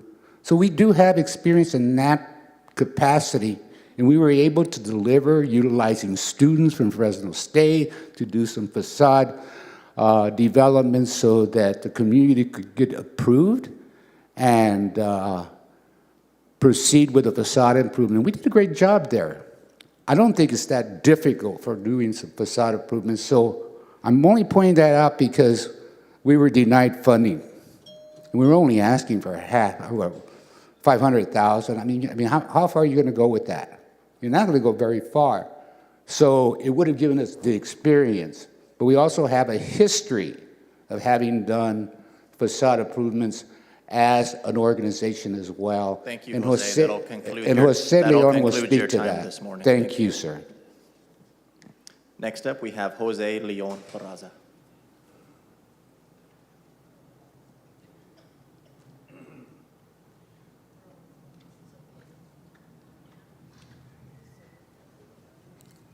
Good morning, everybody.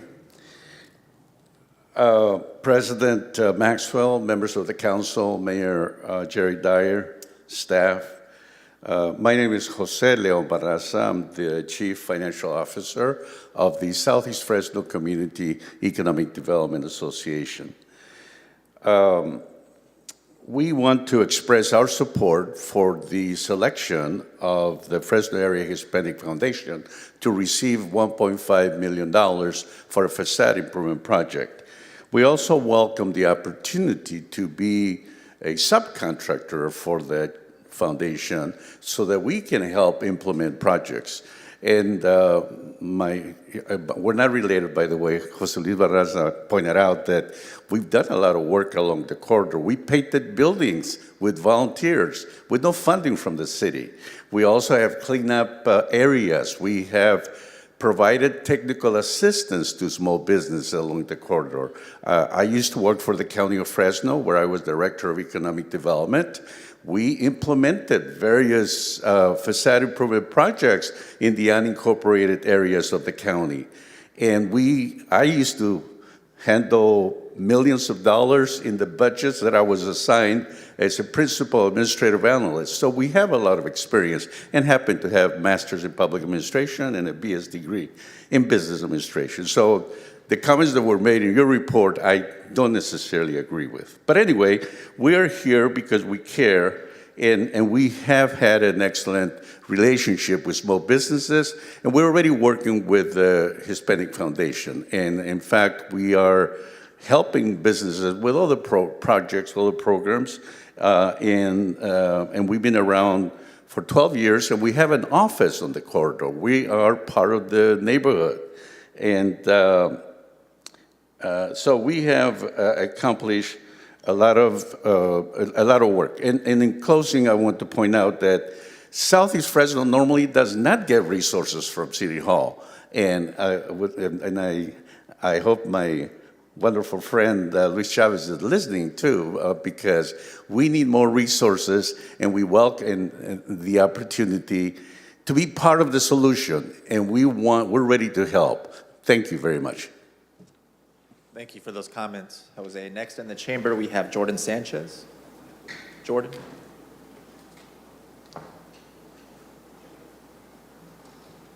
Thank you, Council President, Vice President, and members of Council. Jordan Sanchez, the interim CEO of the Downtown Fresno Partnership, Chair of the Downtown Fresno Foundation, also here in support of the Fresno Area Hispanic Foundation as a recipient of the ARPA funding for the facade improvement. We have been working closely with the Hispanic Foundation already on technical assistance for our minority business owners, offering Spanish-speaking merchant meetings, and are prepared to be a subcontractor if awarded and selected for this grant. We also are very enthusiastic about the plan that the Hispanic Foundation has put forward. We were also an applicant for the grant and were not selected, and wanted to mention that we are putting our support behind them as well.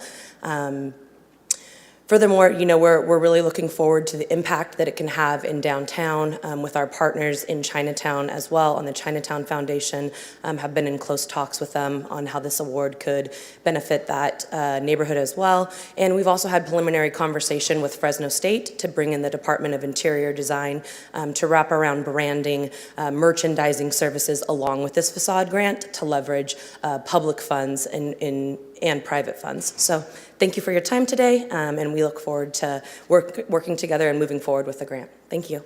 Thank you, Jordan. Next in the chamber, we have Des.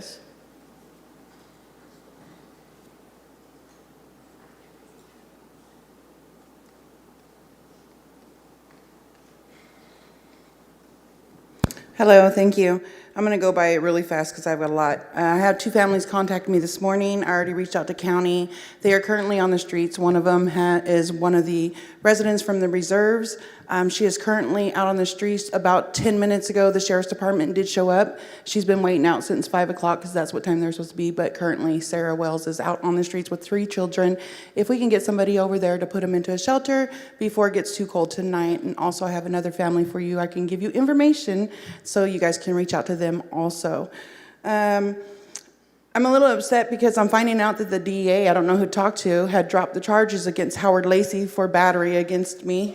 It's a little crazy that the district attorney would allow that to happen when a city employee of 17 years, supervisor, put his hands on me and was arrested for battery. And it's really depressing to find out that they get away with this. Also, I don't know who to turn to.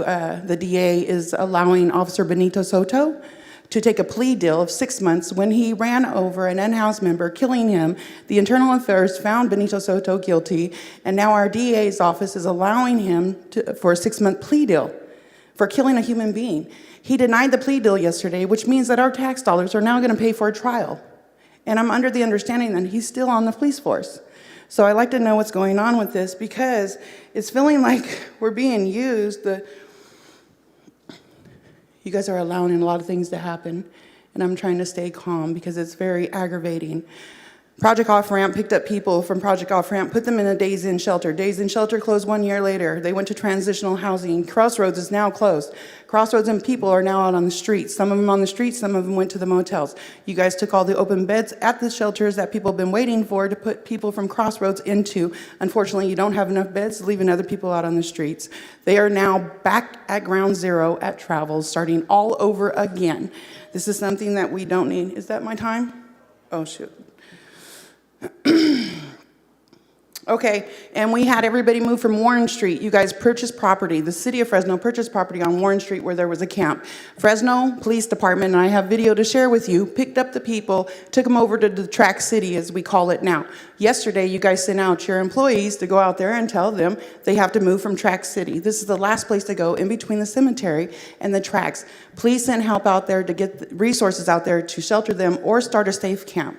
We need a safe camp. We're in the middle of emergency with homeless and housing crisis.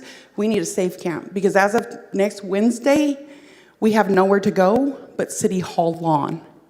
That's the last place we have to go. We have moved these camps over and over and over. And the tracks that they are living in right now, where they were taken by city employees, Fresno Police Department, again, I have all the footage for you if you think I'm lying, transported them to this area. Please help them before next Wednesday. Thank you. Thank you, Des. Next in the chamber, we have Cindy.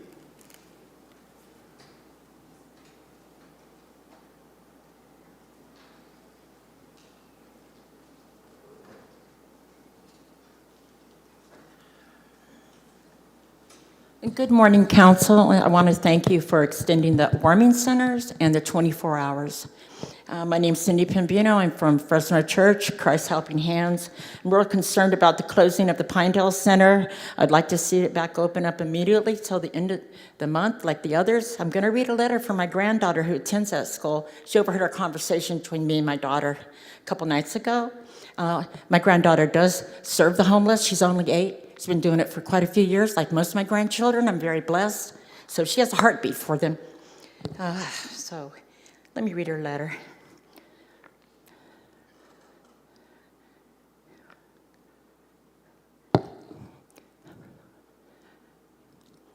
My name is Allison. Why I think it is unfair that they are closing the warming center at my school, Pinedale. It's because there are many homeless people that go to that warming center, that one warming center, and it would be really unfair if they have to walk all the way downtown to get to a warming center. I'm going to let you know, I started advocating a few years ago. I was outreaching strictly through the church. I still do that. But I've seen the abuse by the HTF, the verbal and the physical abuse. I'm now a victim of that. This past Saturday, Officer Rocha and Officer Cruz and I conversated, tried to plead with them for over 4.5 minutes. Actually, I was begging for them to give their blankets to a very severely disabled woman. I was just asking for blankets. I wasn't asking for survival gear. I wasn't asking for nothing else. I was asking for her blankets. I'm going to continue to advocate for the homeless, even though I was assaulted, cited, went to CRMC, did the whole routine. I will stand behind my beliefs. This is why Deuteronomy 15:7-8.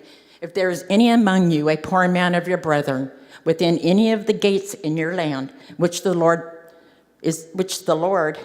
your God is giving you, you shall not harden your heart, nor shut your hand from our poor brother, but you shall open your hand wide to him, and willingly lend him sufficient for his need, whatever he needs. They need us out there, and I'm not going to stop. Thank you. Thank you, Cindy. Next in the chambers, we have Bob McCloskey. Bob?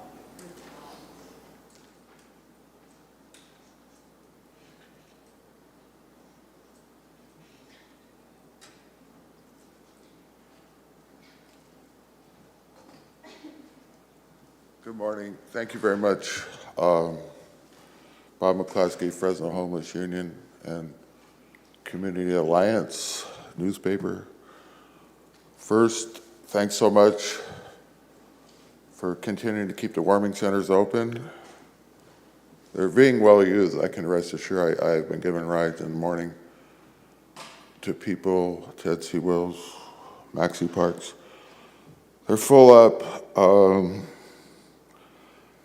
I think the city needs to look into ADA compliance with trying to get some of these people transported from the centers, at least. I mean, a lot of them struggle to get down there by bus, and there's only a couple of volunteers that actually give the rides like I do, but I've been helping people that are severely disabled in wheelchairs get in and out of my vehicle. And basically, they're going to Poverello. So my question is, can Poverello assist some of these folks in getting back down there, both from Maxey Parks, which is right near Poverello, as well as Ted C. Wills, which is not too far. On another positive note, I'm sure the city may be aware that there's another round of funding, ERF funding from the state of California, $300 million, specifically targeted to encampments and resolving the experience of those encampments by getting into interim shelter with pathways to permanent housing or directly permanent housing using data informed, which we do have, not non-punitive, low barrier, person-centered housing first and coordinated approaches. I know that's currently going on, but you have an opportunity to apply for some of the state funding. There's a second round coming out. So I hope you do that. I just wanted to say that we can hope that there's an alternative to Pinedale. We're hoping the city can get going on the tiny home village that we have $10 million set aside for already. I hope we can expedite that. It continues to bog down, I guess. And again, Mr. Arias brought it up before, the shelters that the city is operating or has contracted out to operate with Turning Point and others are going to be converted to permanent housing. I haven't heard much more about that and what's going to happen there, except for the proposal to perhaps use parts of the convention center. I urge again to stop doing the heart sweeps. You're just paying these officers to stand there looking at people as they scramble. I go down there, you see them, just standing around with their hands in their pockets. To me, that's a waste of tax dollars to make people move every morning. They're just standing there doing nothing, ordering people around to throw their stuff away. What is the necessity of that? When Poverello is a necessity point for people, and I don't get it. I don't get the sweeps. Next in the chambers, we have Arnold Miner.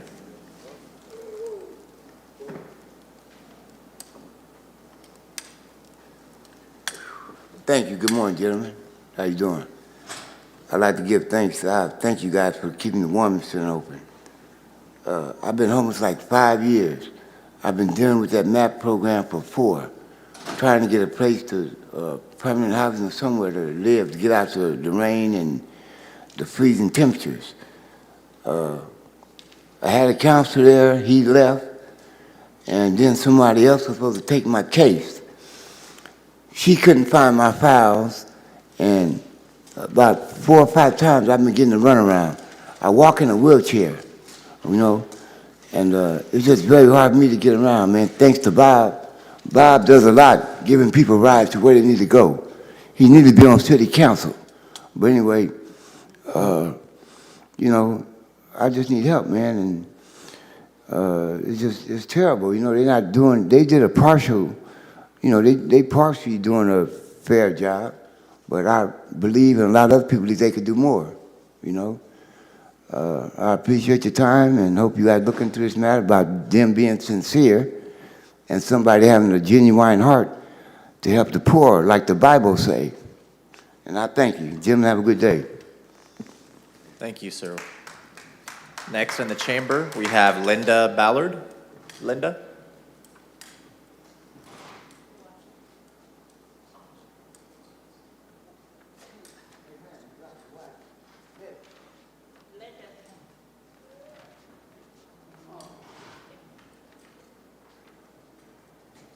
Good morning to everyone. I'm supposed to say good morning to. Excuse me. My name is Linda, and I am currently homeless. I've been homeless since June 2nd, I am a victim of illegal eviction, and I went through Pavarolo in 2017. They put me in an apartment, and I noticed something different about this apartment. Everybody there was not going to school or not going to work. I kept asking, is this a regular apartment? They kept telling me, yes, it is. But it didn't seem like it. But I got there 2 months later. I enrolled in college. I got my bachelor's degree with a 3.7 GPA. Prior to moving in, my case manager from DBH, Department of Mental Health, had released me. My therapist had released me. They said that I had all the tools that I needed. My issue is they put me, a well person that had worked through a lot of trauma from the age 6 on up. Child molestation, rape, daughter being abducted, all kinds of stuff happening to me. They put me in this apartment complex, and I also clear up my record, pass DOJ, and I get a job. I start working for the lady in the same apartment complex because her husband died. Well, they wanted her out because they wanted to raise the rent.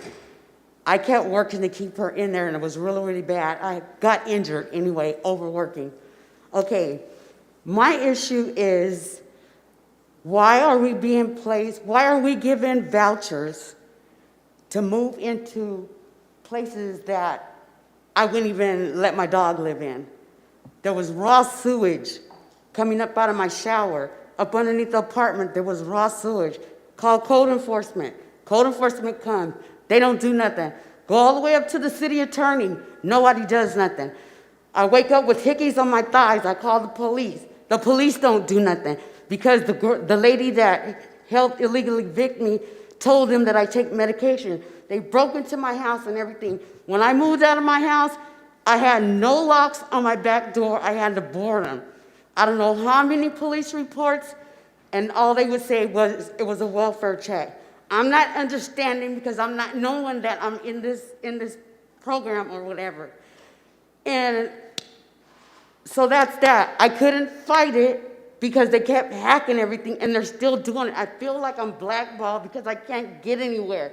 I want to know why all of us that are disabled, without a voice, have to be out on the streets. I am in the streets. I am in my car with 2 dogs of no fault of my own. You know, everybody wants to say we're drug addicts and this, that, and the other, but look at the position they're putting us in.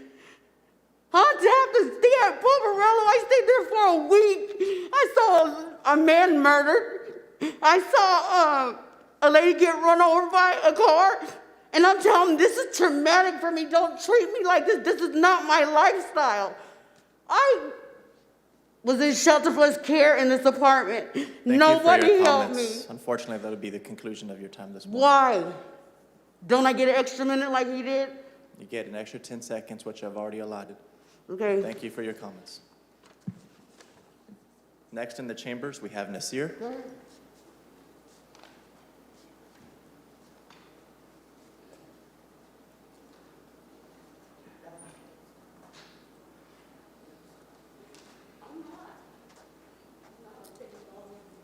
Hi, my name is Nasir, and for me, I have to say that I went to prison, you know, for the wrong concept of thinking. That's what got me there. But in there, I, you know, saw things around me, didn't like, you know, worked on changing my ways. Been out for going on 6 years now. In the time being, I'm on the streets, everybody just telling me, hey, we're here to help you, but when it's like, when I go to ask for the action, you know, nobody wants to help me out. I mean, I went into the homeless program that y'all had with the hotels, and when I was in there, I was just being run around by the staff. Oh yeah, we'll do this for you, and next thing you know, for every action, there's an opposite but equal reaction. When I started to react to what they were doing, I was looked at as being the no good, just hot-tempered type of person that, and I got ejected from the program just because of that. You know, whenever they say, hey, we're here to help you, okay, this is what I need. This is what I need help, you know, doing. Wouldn't get that, and when I started to kind of like, how they say, put a little bit of bass in my voice and say, hey, check this out. This is what y'all here to do. Why haven't I accomplished nothing yet? Oh, you're getting hostile.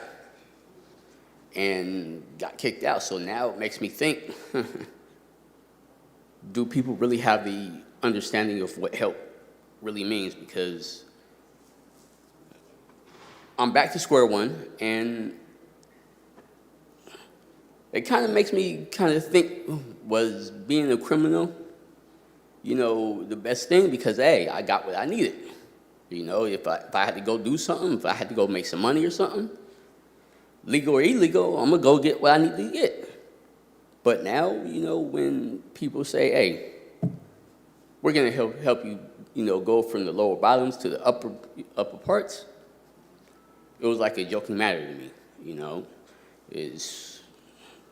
That's it, that's all. And I just feel that it's a waste of time because I haven't gained anything from what was put in front of me as far as help goes. So, I mean, that's what I have to say. Thank you. Thank you, Nasir. Seeing no other speakers in the chamber, we'll transition to our virtual comments. City Clerk. Yes, next we have Ivanka Saunders. Can you hear me? Yes. Yes. Okay, good morning, everyone. My name is Ivanka Saunders with Leadership Council for Justice and Accountability, and I'm making comments on two items. The first one, 1H, the actions pertaining to the agreement with the Economic Development Corporation, and item 1N, to approve the resolution establishing a community benefits fund that was required in the settlement agreement with the South Fresno Community Alliance. The contract with the EDC will fulfill its task of attracting heavy and light industrial distribution businesses into South Fresno communities. There's a complete disregard by this administration, this council, and the city planning department that South Fresno is ranked in the top 1% of the state's most disproportionately overburdened areas for multiple sources of pollution. And yet the city of Fresno continues the discriminatory practices and patterns of making land use and policy decisions like this contract with the EDC that do not attempt to recognize nor repair the deplorable statistic that leads South Fresno residents to a life expectancy 20 years shorter than their North Fresno counterparts due to the overpolluting of the communities. Instead, the city should have completed its South Central specific plan that builds into its standards and land use zoning requirements protections for the community. The community should not have to continue to fight to defend their community from the construction of yet another improperly sited and permitted heavy and light industrial use projects that is being placed near their homes and schools. Today, you are also reviewing for approval the Community Benefit Fund guidelines that resulted from the settlement between the city and South Fresno Community Alliance. While it is important that this piece of the settlement is moving forward, this is but one agreement with one developer's funds for a community benefit fund. It is only a fraction of a mitigation effort to reduce the impacts on the community. The city still refuses to pause on allowing the siting of more industrial development in South Central Fresno. There needs to be a pause on development until the specific plan is completed with required protection standards and mitigations that reduce the various types of pollution and safety concerns. The truck reroute study needs to be completed to fully vet out the streets that heavy-duty trucks need to be forbidden from using. And most importantly, the programmatic environmental impact report of the general plan needs to be updated with the true acknowledgement of the impacts and required mitigations. So we're really wanting you to make sure that you're connecting the dots to the overall planning of this city and how it perpetuates the same concerns that communities of South Fresno are facing. Thank you. Thank you, Ivanka. Next is Lisa Flores. Good morning, everyone, and thank you for this opportunity to talk to you this morning. First off, I totally agree with everything that Ivanka just said, and also Des. First off, warming centers. Pinedale, I was at the Parks Commission meeting when the principal of Pinedale Elementary presented her issue, and a lot of those issues are NIMBY issues. My question is, why weren't porta potties taken out there? Why is more security not put out there? Why aren't trash cans? Because if you notice, with the closing of Pinedale, all the warming centers are now, in the poorest part of town. Once again, you guys are promoting the haves and have-not concept in Fresno. You know, you just had a gentleman up here talking about Autobahn and how one person got killed in all the truck traffics, yet you're still not dealing with all the truck traffics and issues and the pollutant deaths in Southwest Fresno, excuse me. Second, I'm just wondering, at what point is the city of Fresno going to get a backbone? And I'm talking to you, Mr. Jans, you need to look into this. At what point are you guys gonna get the backbone to actually sue the county? You need to sue the county for the services that are not being provided to the citizens, the social services outreach that aren't occurring, the housing that's not occurring. At what point do you guys get off your ass to do something? The other thing I also want to talk about is Lisa Smith Camp. You stand up there and you talk about a cop killer most likely going to get life. Well, how about the cop who killed, who's still on the force, who killed a homeless person? What, you offered them probation? How dare you? And what about the charges on Grindr? We haven't heard about that. And also, too, why don't you guys drop the arrest charge on Cindy? She didn't do anything except for ask for blankets. All you got to do is watch the video. And you really need to start thinking about liability. You know, reaching out to the low-income communities, the outreach to Adams Elementary, that area, that outreach meeting that you had. You know, here's the problem with the housing scheme that you have going around Parkway. It is along the corridor of one of the biggest polluters in Fresno, and that's the 99. The PM 2.5 in that area is like 4.6, which is really super bad, right? Yet you're gonna start to build apartments very close where children are gonna live. And you know, that shortens people's lives up to 9 months to multiple years. Someone like me who's disabled, and if that's low-income housing or housing for low-income individuals that can get into housing, what you're doing is saying, we're giving you housing, but we're putting it in a polluted corridor. So you're gonna get housing, but we may shorten your life. Thank you, Lisa. Don't be death dealers, guys. Thank you. Next, we have Brandy News Vegas.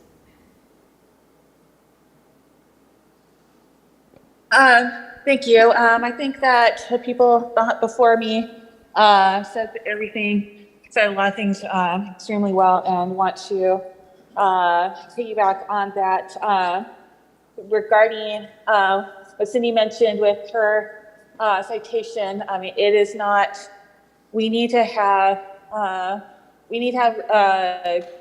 a change in, we need to address the policies and the practices of the heart, and how, because refusing to let people have something of theirs is not an anomaly.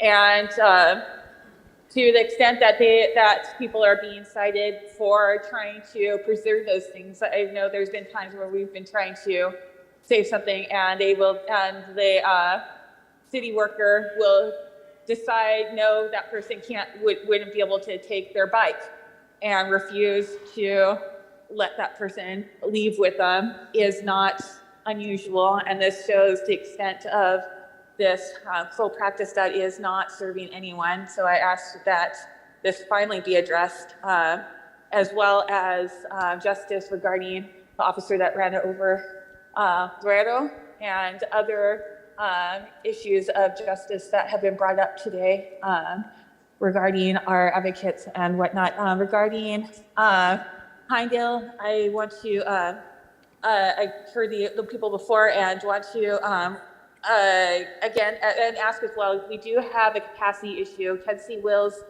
is quite full most nights, as well as Maxi and whatnot. But as well, the last Pinedale leaves a huge gap for North Fresno. I was there last night and this morning, and there's quite a few elderly people and disabled people where this would be. It would be quite difficult for them to get to the other centers. There was a elderly couple that's about 75 years old, and one of them asked me to address because she couldn't make there, and she said, her name is Tanya, and she says, this has been a good experience within a bad experience they've been having.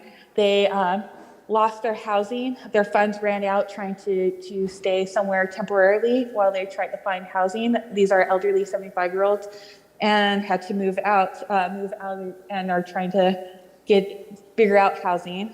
She said, these people has been really good to all of us and would hate to see it close. So I asked, there are a number of people there, like I said, who are elderly, those who have belongings and would have difficulty getting on the bus, those who need assistance, but I asked for mitigations that have been mentioned before to allow this to be open, and possibly another center for these weeks in other places too, so that there would be capacity for everyone, because it has been life-saving. I'm glad that it's open later. I am very Thank you, appreciative. Brandy. That'll conclude your allotted time for this morning. Thank you, Brady. The next caller is a phone number, so I'm going to go ahead and unmute you.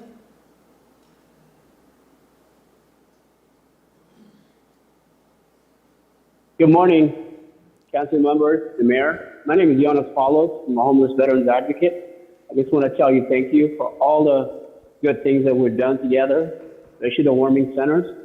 I just want to tell you, I signed up for this, or this advocacy found me. I'm actually saving veterans' lives. I just went over 10,000 veterans that I assisted without a nonprofit, straight from my heart. I wish every American will be able to do what I do. Just go out there, rain or shine, give hope. Because the 22 a day suicide is actually 50 a day, 44 a day. God doesn't, nobody knows. And these guys are forgotten about, man. I'm finding more and more, they're coming from other places, released from prison. So what we need to do, we need to focus on that population, man. They're released without DD-214, which is their discharge paper, flat blank. I'm so busy. You know, I wanted to be there live, but I'm telling you, I want to thank Des for sending me those veterans, Bob McCloskey, Sister Cindy, you know, and that's how we have a network going on. Advocates, we are good. We need to work together because we're in crisis. I just want to tell you, thank you for your time. God bless you. Continue to pray for me to keep doing this work. Thank you very much. Thank you, Giannis. That is all we have. Thank you, City Clerk. Before we move to approve the balance of the consent calendar, would any other council members like to register a no vote on any of the items on consent? And unfortunately, Councilmember Carbasi is not with us at this exact moment, but he did let me know he would like to register a no vote on 1K. I don't know if we could entertain that if he's not here in the chamber, Right. City Clerk. So Right. I appreciate that. We'll give him 5 seconds.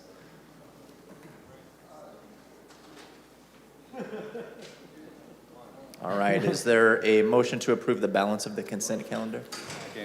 A motion by Councilmember Esparza to approve the rest of the consent calendar, seconded by Councilmember Arias.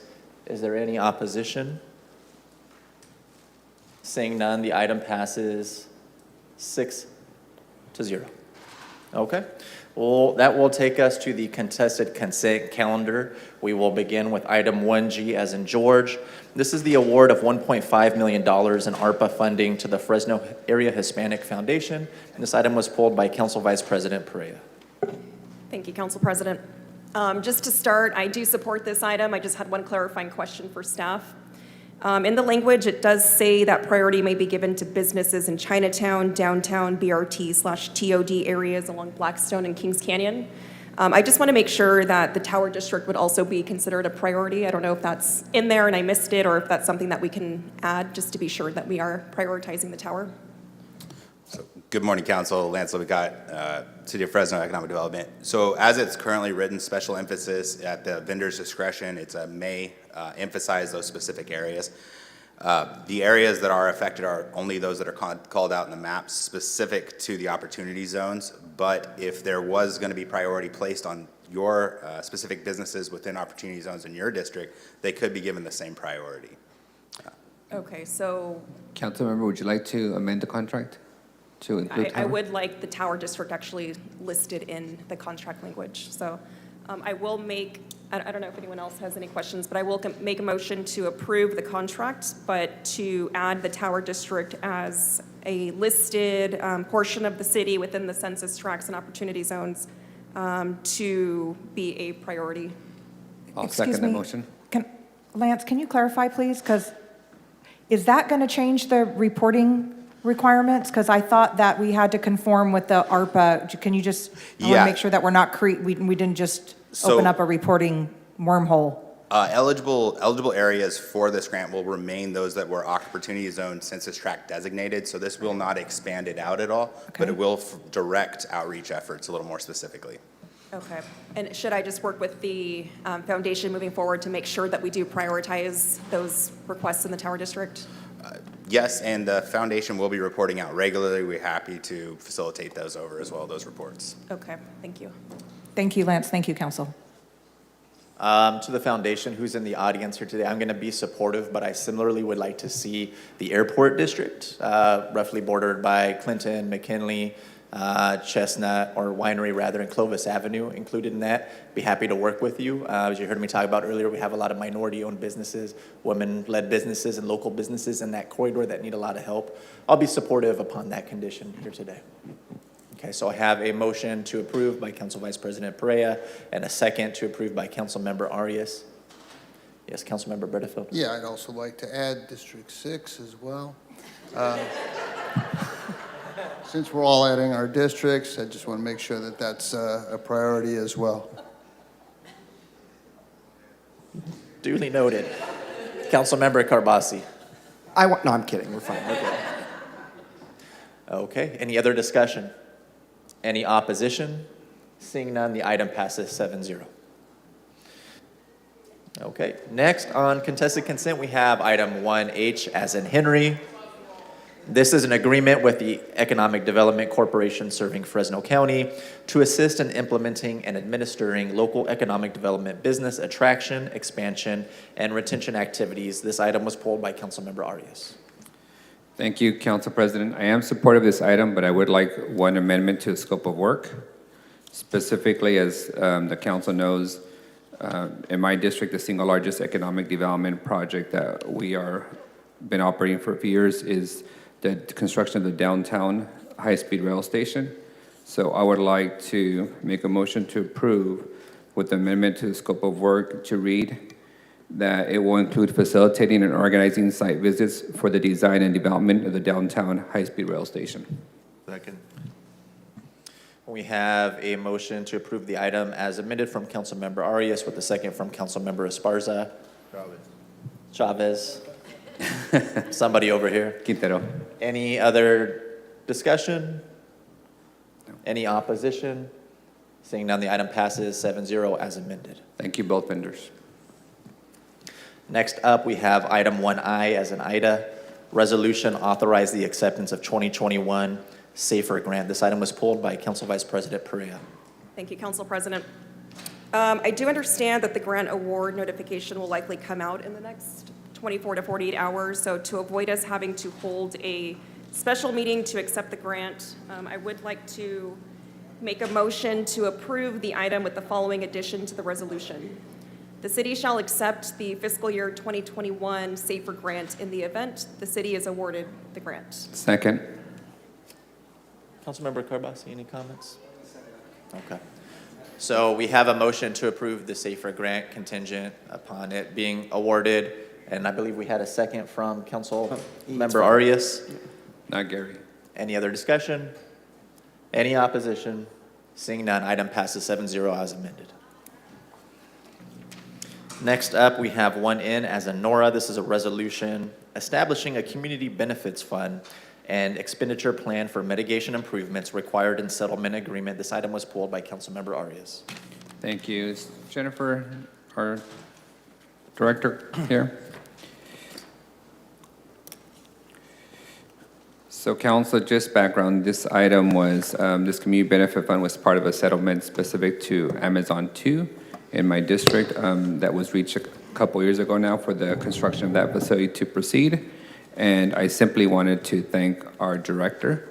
I know we are always critical of the planning and permitting department, but this was a significant amount of work that your folks had to do and you personally had to commit to with the Leadership Council advocates and with the residents. So I just want to say I'm fully supportive of this item. I read it thoroughly. All the criterias are, in alignment with what was anticipated. And I, again, wanted to say publicly, thank you for the amount of work that this has required. And for the benefit of the public, this would allow residents near these distribution centers to be able to fund mitigations that are a result of the air pollution, the traffic, and the noise and the light from these distribution centers that were not anticipated when they moved for the rural lifestyle of South Fresno. This would allow them to, go from vapor water cooling to air conditioning units, filters, dual pane windows to deal with the noise, also some landscaping for the light mitigation and the traffic that's created there. So in a perfect world, we would have done this before the buildings, or the distribution centers were constructed. But we've been able to achieve this after the fact. And I do want to be clear that this settlement is specific to this project, not to any others. It did take quite a bit of work, but thank you again for the amount of time that you all committed to giving residents in that area the same mitigation that we have given residents near the airport for decades in the city, which is how do you mitigate the impacts of a regional asset, in this case, a job center and filled up distribution centers. With that, I'll make a motion to approve. Second. Have a motion to approve by Councilmember Arias and a second from Councilmember Carbasi. Any discussion? Any opposition? Seeing none, the item passes 7-0. Thank you, Director. Our last contested consent item is going to be item 1U as in union. This is the third amendment to the consultant service agreement with Corralo Engineers Incorporated for Fresno Clovis Regional Wastewater Reclamation Facility Waste Gas Flare Improvement Project. This item was pulled by Councilmember Arias. Director, I notice you're asking for another year of consultants, which I don't have an issue with, but are we behind schedule on the construction of this mitigation? I haven't been briefed on this in a while, so. I'm going to take it because I don't see DPU here, and I'm not sure why. Greg, if you could reach out. So we have previously extended the construction contract, so we're still on time on construction. This is just allowing the design consultant to stay on board. It's not additional money, it's just time in case something comes up during construction to have the design consultant on board still and under contract. Good, just want to make sure that we weren't further delayed on construction of this Not that I'm aware mitigation. of. Not that I'm aware With of. that, I'll make a motion to approve. We have a motion to approve by Councilmember Arias, seconded by Councilmember Chavez. Any discussion? Any opposition? Seeing none, the item passes 7-0. And I do apologize, I did get slightly ahead of myself. I skipped item 1J as in John. This is an item to approve an increase to the requirements contract with American Guard to provide security services at the Municipal Service Center, City Hall, and various other city locations. This item was pulled by Councilmember Arias. Thank you. Council, I'm sure you read the Fresno Bee investigative story or in-depth story on the security company issues with the folks who are providing security to the vendors that are operating the homeless shelters on Parkway Drive. And as I told the city manager, we have a security contract with this firm. Staff is requesting that we expand that security contract. I'm assuming there's more services being requested from the firm. So I wanted to check in with staff on, one, whether we're allowed to use this security firm in this contract to provide security services to Parkway. And two, what is the status of us looking for a different vendor for the security of the Parkway shelters? I'm going to, Phil, you want to come on down? So I think to your first question, if we wanted to, could we use our security vendor to provide security at city-owned shelters? And I would say, yeah, theoretically, yes. But then I'm going to have Phil answer, because we do, it is a requirement of our operators that the security is within their contract. So we would need to talk through how we would pull that out, because we're already paying them to do the security. So let me ask it differently. Can the vendors that operate the shelters subcontract with our security firm? Because I'm assuming we went through an RFP already. If they wanted to switch firms, do they have the option of utilizing this company instead of the company that they're currently utilizing? Yeah, Councilmember Phil Sky, Assistant Director of Plan Development. Yes, they all have their own agreements, and in those agreements, they have some noticing stipulation to end an agreement prematurely, before the end of the term. Are they planning to do so, or are they planning to keep the existing company that was, identified as having serious operational issues? Yeah, so just to be clear, there are two firms that are utilized along Parkway, not just one. The firm that was named in the article is a firm that, and again, it's not our agreement, so I'll just be a little cautious about what I say, on the record, but I would just simply say that you'll see that they have been, they are not operating at the number of sites that they were a year ago. It's fewer sites. How many, do you know? Yeah, so they are currently at a total of 3 sites total. And I think that what you will see is the trajectory of their engagement is going to continue as it has been over the last year. Okay, so just for the record, I know that these are agreements they have with the vendors that we are contracting with, but I want to be crystal clear with those numerous vendors that it is my expectation, given what has been publicized on the quality of service that they are providing to the shelters that we fund, that they find a different operator that improves that service, because it is a reflection on the city, and it is a reflection that I know we would not tolerate if it was being done in any community center, warming center, or in this building as people are being invited in to engage with the city. So thank you. With that, I'll make a motion to approve. Would you like to make any additional comments, City Manager? I have a motion to approve by Councilmember Arias and a second from Councilmember Chavez. Any discussion? Any opposition? Item passes 7-0. All right, folks, our last open session item will be our 3A workshop, pavement management presentation from our Public Works Department.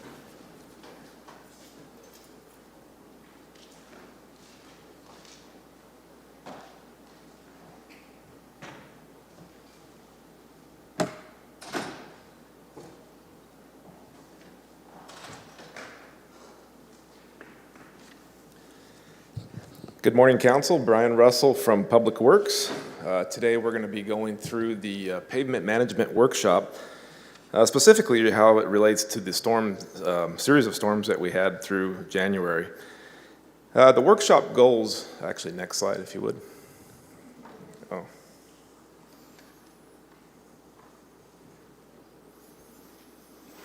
There we go. So the workshop goals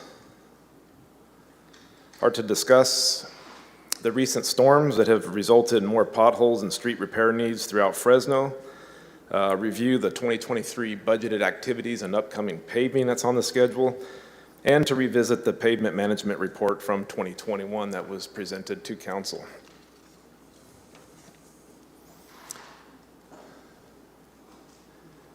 So there on the right, you'll see one of our city employees, Joel Duarte, filling potholes. An average number of calls for potholes per week, a weekly average throughout the year through 2022 is about 51 calls per week. During the average storm, we'll get 200 to 300 calls per week, but during this month of January alone, we had almost 1,650 calls. It was a substantial increase in the calls for service. We normally run 4 to 6 crews. Oops, I've got to keep clicking here. We normally run 4 to 6 crews on pothole repair on an average day. We increased that by 6 to 10 crews during the storm response. We ended up working more than 50 hours a week. We were working overtime 6 days, as well as having on-call people throughout the night. We'll get into the causes of potholes. Really, it's water penetration in vehicles on deteriorated pavement. So rainwater sinks in through the cracks in the asphalt. It is soaked up by the base, as well as the sediment and materials around it. Vehicles passing over the water force the water up through the roadbed, eroding parts of it, and then the asphalt sinks into the eroded subbase. So really what happens is the vehicle traffic and the water combined gets into the deteriorated pavement, and that weight of that car hydraulics that pavement up and causes the fracture to start.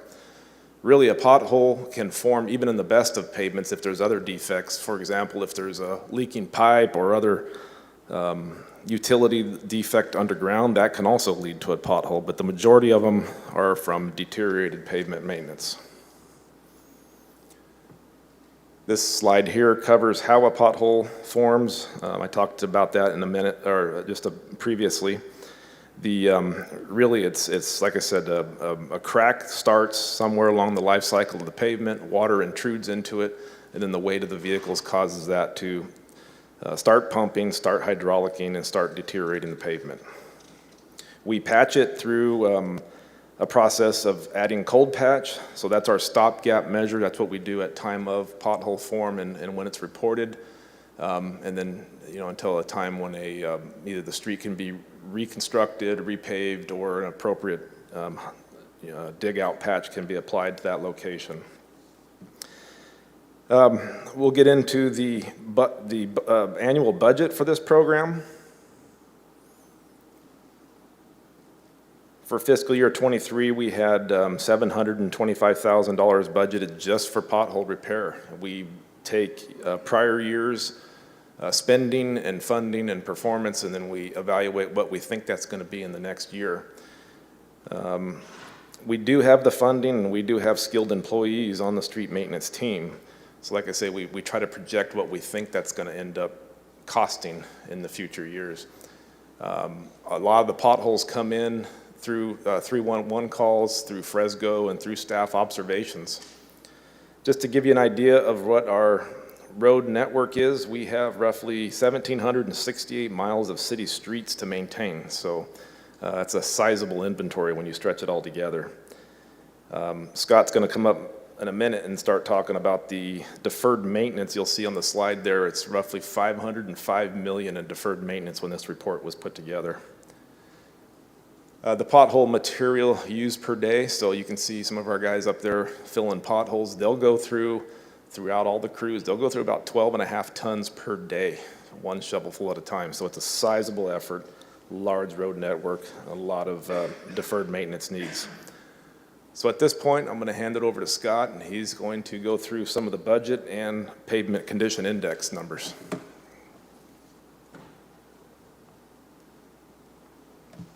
All right, good morning, Council. Scott Mosier, Public Works Department. So continuing on, I want to talk about just what's in this year's budget.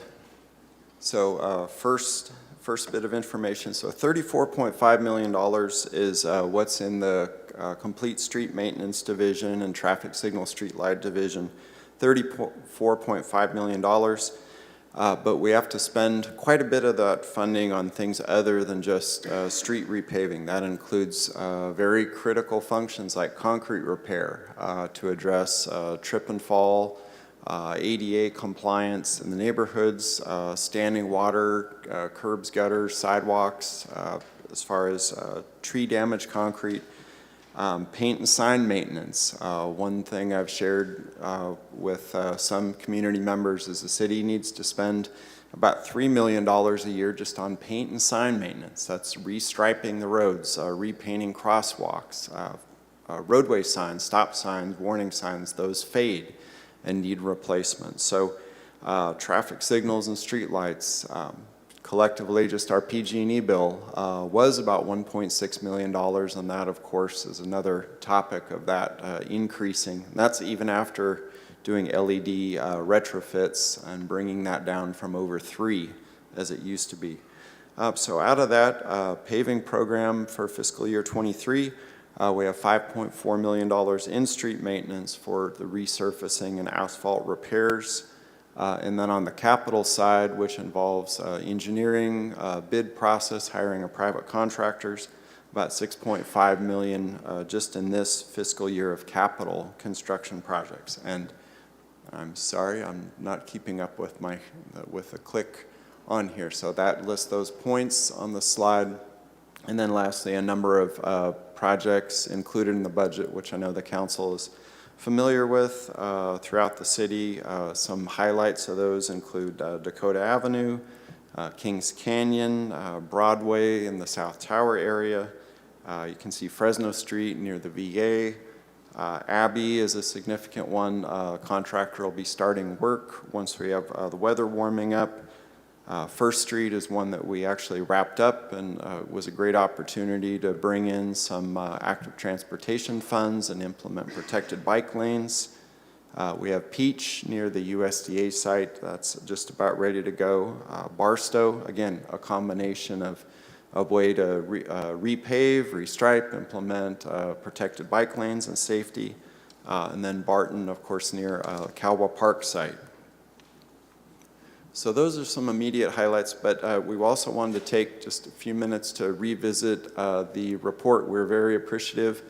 The council and the administration through the budget back in 2021, we embarked on work with, we went through an RFP process and brought NCE Consulting on board. They're a leading firm. They're here in California, but there are a number of firms throughout the country who do pavement management program updates. That involves driving all the mileage of the city streets, taking an objective inventory, and City of Fresno was much overdue on that. We had gone 14 years with no update of that inventory. 2007 was the last time. Just by comparison, typically cities and counties will do an update about every 5 years on average. At the high end, I know of City of Houston, who does their complete citywide update every 2 years, and they drive everything. That's really best practice, but we're trying to keep that more now in the 5 to 7 year range. So this gives you mileage, again, a mix in the city of arterials, collectors, residential streets with that total. And they've also estimated that asset value is really a $4.5 billion asset for the city. So our streets are really the largest thing that we have, even beyond our city buildings, our parks, as far as the total inventory. All right. What conditions are streets in? This is not a rating system that we came up with on our own. This is a nationwide practice, rating 0 to 100. Of course, at the best, 100 being a brand new street doesn't mean the neighborhood isn't necessarily brand new, but the asphalt is new. Brand new, newly paved street, for example, near Erickson Elementary. Council President talked about, great project, great event, very happy neighbors. We would now in our system, our database, we've reset those to 100 because that's completely reconstructed, brand new street, even though the neighborhood is from the 1960s. So that's good, very good, down to a 70. We'll show you some photos briefly.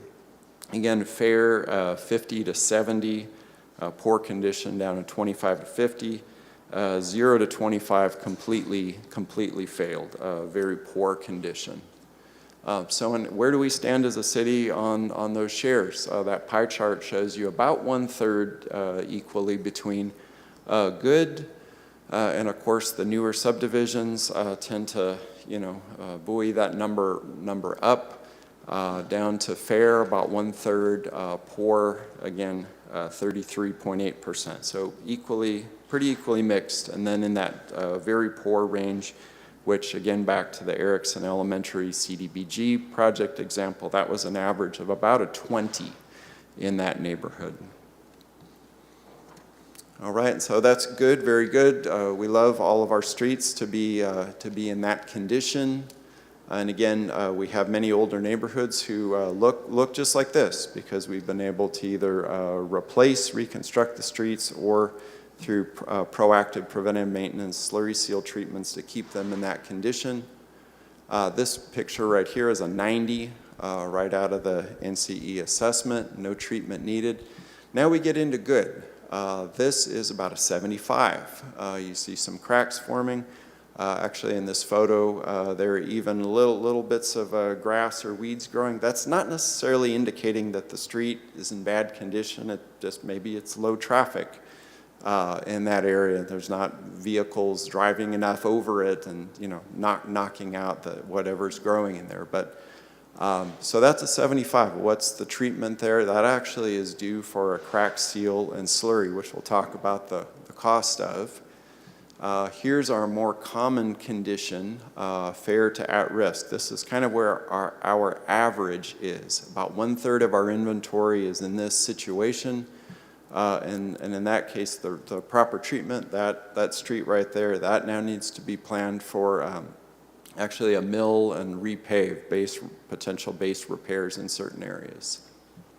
All right, and then next, unfortunately, about 1/3 of our inventory is in this condition. It's very poor, failed. There's an example of a 20 that looked pretty similar, lots of ruts. Our crews wind up being very busy with reactive Band-Aid work of filling potholes, very poor or failed. And that really involves a complete surface reconstruction. All right, we did have the consultant looking into, and this is talking purely the asphalt. We're not talking about what the landscaping looks like. We're not talking about how many broken curbs, gutters, sidewalks are in the area, but actually with Shaw Avenue as a dividing line, we're about a 59 on the asphalt north of Shaw and a 60 south of Shaw. We also had them do, council's familiar with, we often talk about geobases in the tree trimming program. That's a very helpful way to talk about half-mile squares. So we had them color code and average the pavement condition indexes in different areas. You will note some red on the map. Those are near the 180 Brawley area around Nielsen. Those just include a handful of streets. Those are planned light industrial areas. And in most cases, those are basically old county roads that we've annexed, and new development has never come to actually reconstruct and build a proper city street. There's a red note near Clovis and 180. That was primarily Clovis Avenue itself. That since the time of this inventory, we've now done a maintenance project on Clovis Avenue. So if we were to give you that one today, you'd see that much improved. And then down near in the kind of Cedar, Maple, Central Malaga area, again, that's an area that has not been rebuilt at all since it was annexed from the county. It's an area where development has not occurred. But you see a mix of a lot of that yellow, which is the fair condition around the city. We see more green with new subdivisions at the edges and wherever we've done maintenance work to either reconstruct or slurry, like around the Tower District. Actually, a lot of really good pavements in that area where we're able to do a regular preventive slurry seal treatment. Wanted to talk briefly, how does Fresno compare? We are again right at a 60. If you look at other major cities around the state, you see lots like Sacramento and Modesto, Stockton, Fresno County, all right around a 60. Locally, we have Clovis up at a 72, so their average condition is much better. And then on the low end, Madera and Merced down in the 40s, getting into the troublesome range. Here again, walking through about the cost. We often will get questions from the public, well, how can we justify spending any dollars at all? That street looks fairly good. Why don't we just spend all of the money on the worst of the worst? And that's about just trying to be a good steward and trying to keep the streets throughout the city from slipping into worse condition. The good roads cost much, much less to maintain if we can keep them that way. Slurry treatment, shown here, $4.50 a square yard, compared to that complete reconstruction of the worst at $60. So put differently, you know, we can keep anywhere from about a dozen to even, depending on the condition, 20 miles of streets and bring them all back to 100, bring them all back to a good condition for that 1 mile that we have to redo. A good example is First Street, that's on the low end, First Street between Tulare and Olive. That's one we've obtained a grant. Great news, that's about a $5 million project to repair the 1 mile of the 4-lane street. By comparison, with our slurry program, $1.6 million this year, we're going to cover about 50 miles of neighborhoods. So we're bringing those back up. All right, and so again, the importance of pavement maintenance. Residents experience a higher level of service and the city saves money. We're able to then invest those dollars for preventive maintenance in neighborhoods to avoid situations where we need to completely repave and spend the vast majority of the budget just on a few miles. All right, so funding sources. City's existing funding between SB1, Measure C, gas tax, and grants we obtain results in about a $12 million a year paving program. And we looked at 3 scenarios. We had the consultant run the numbers and do the modeling for it. One was just what happens if we maintain our current funding. 2, what if we want to maintain our current level of a PCI of 60 on average, which is in the fair range. And then also we looked at scenario 3, what if we want to bring our arterials and collectors, major streets, up to a 70 in the bottom end of the good range, and the residential get to a 65. So I'll try to work to wrap this up. So with $120 million spent over the next 10 years, we see our pavement conditions actually go from the 60 that we're in right now, we get all the way down in the 40s. So that means lots more potholes, numerous more neighborhoods looking into the poor condition. We also had the consultant look at what will it take to keep where we are, just really to tread water on average. And that involves an increase of an average, it's $475 million instead of $120 million over the next 10 years. That's $355 million additional, or $35 million on average higher per year. Lastly, wait, I think that skipped right there. Let's see, we had to get to our, and let's see, where is our slide? Lastly, I just wanted to go to this one.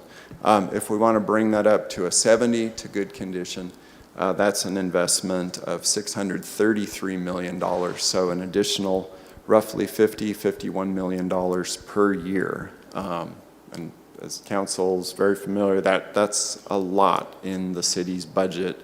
That's a lot of funding. Just by comparison, even Measure P by itself is generating around that range of about $50 million per year, again, depending upon the economy. So it's a very significant level that we are short. So again, network conditions, there is information in your packet on what that does. Today we talked about the mix of about 1/3 per category.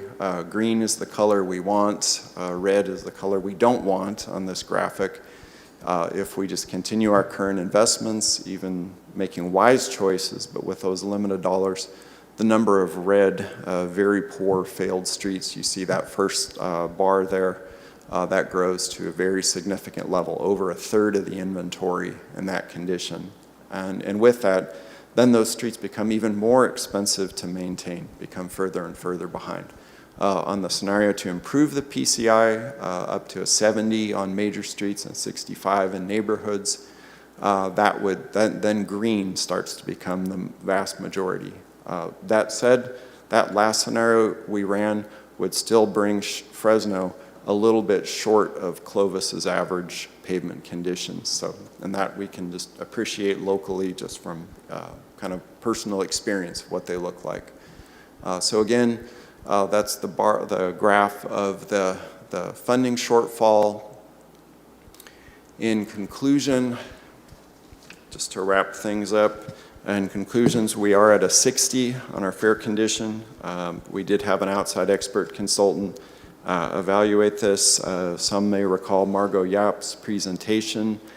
She's a real expert and actually is involved at the state level with the League of Cities as far as road conditions. With our current investment, we'll deteriorate to a 43. Deferred maintenance will double under that scenario to 1.1 billion, and we would have 56.8% of our network in poor or failed condition by that time. And I just wanted to close with assurance that we are, as staff in Public Works, we are working with each council district office on recommendations for projects. We try to work with each of your teams to make the wisest investments, and also working with our administration. We're very aggressive on federal and state grants to bring in those dollars. With that, staff is available for any questions or discussion. Thank you. Thank you, Director Mosier and Assistant Director Russell. We appreciate all that you've been doing the last few months and couple years since I've been on. I think you've made a lot of us council members very happy with bringing some of these red districts into green districts and going out into storms and having your folks fill potholes during the middle of a busy day. We recognize all the great work that you're doing. It's evident that we need a lot more money to ensure that we're able to bring a lot of those other red and yellow districts into blue or green districts. We rely heavily on state and federal grants, but also really importantly, Fresno County's Measure C, which has been a boon to keeping a lot of these major projects up and going. So I will hand it over to Councilmember Carbasi. Thank you. I do have questions, but it is a workshop. Should we just do it offline? Okay, I just have a couple questions. I don't know who's the best to answer this. Well, Scott, this is an easy one. I'm just curious, though. For the cold patches versus the hot patches, how long do they last? I mean, okay, there we go. Thank you. Can I get away with it all depends? Really, you sound like the city attorney's office. It depends. Wow.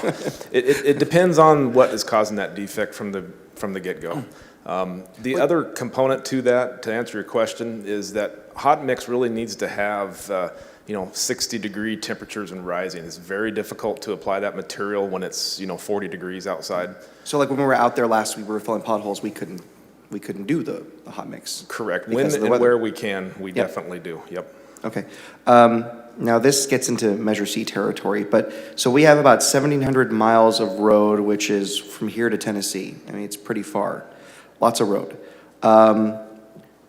And about 63% of our roads are neighborhood roads, not the arterials or the, what's the other category I'm forgetting? Collectors. Thank you.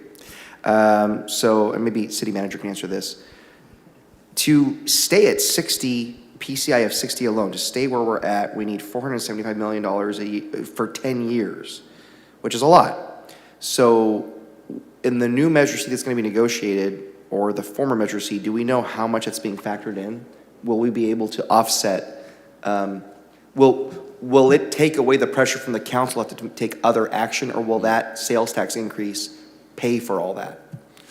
Council, if that Measure C version had been passed by the voters, then starting 2027, the amount of Measure C street maintenance funding that Fresno would receive for repairing roads, just specifically for the asphalt, it would be 3.5 times what it is today, and that's in actual dollars. So I'm not saying 3.5 times, and then that includes population growth, inflation. No, not at all. It's just out of what percentage of Measure C goes into street maintenance.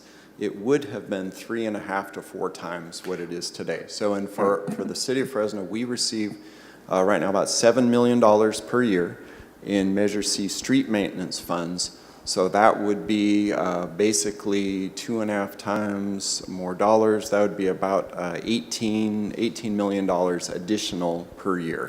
In the just scenario, thank you, Scott, Director. In the scenarios you gave us, where would that put us then? In terms of, will we be able to maintain the PCI at 60? Will we be able to do, I mean, how much of the gap would that fill?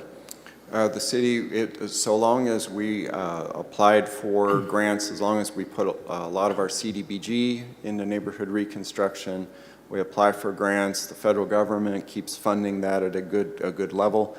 That would get us very close to maintaining our PCI at 60. And then the other thing I did want to note strategically, the city requires new neighborhoods to either form a homeowners association and privately maintain their streets, or to annex into a community facilities district. So those do not become a burden on the general fund or Measure C sources. Yeah, that was my next question. So, I mean, those residents, they're paying the sales tax like anyone else, but those homes, that's why there's a lot of green in the new areas. So they will pay for that, for their own neighborhood road, regular maintenance, not the general fund.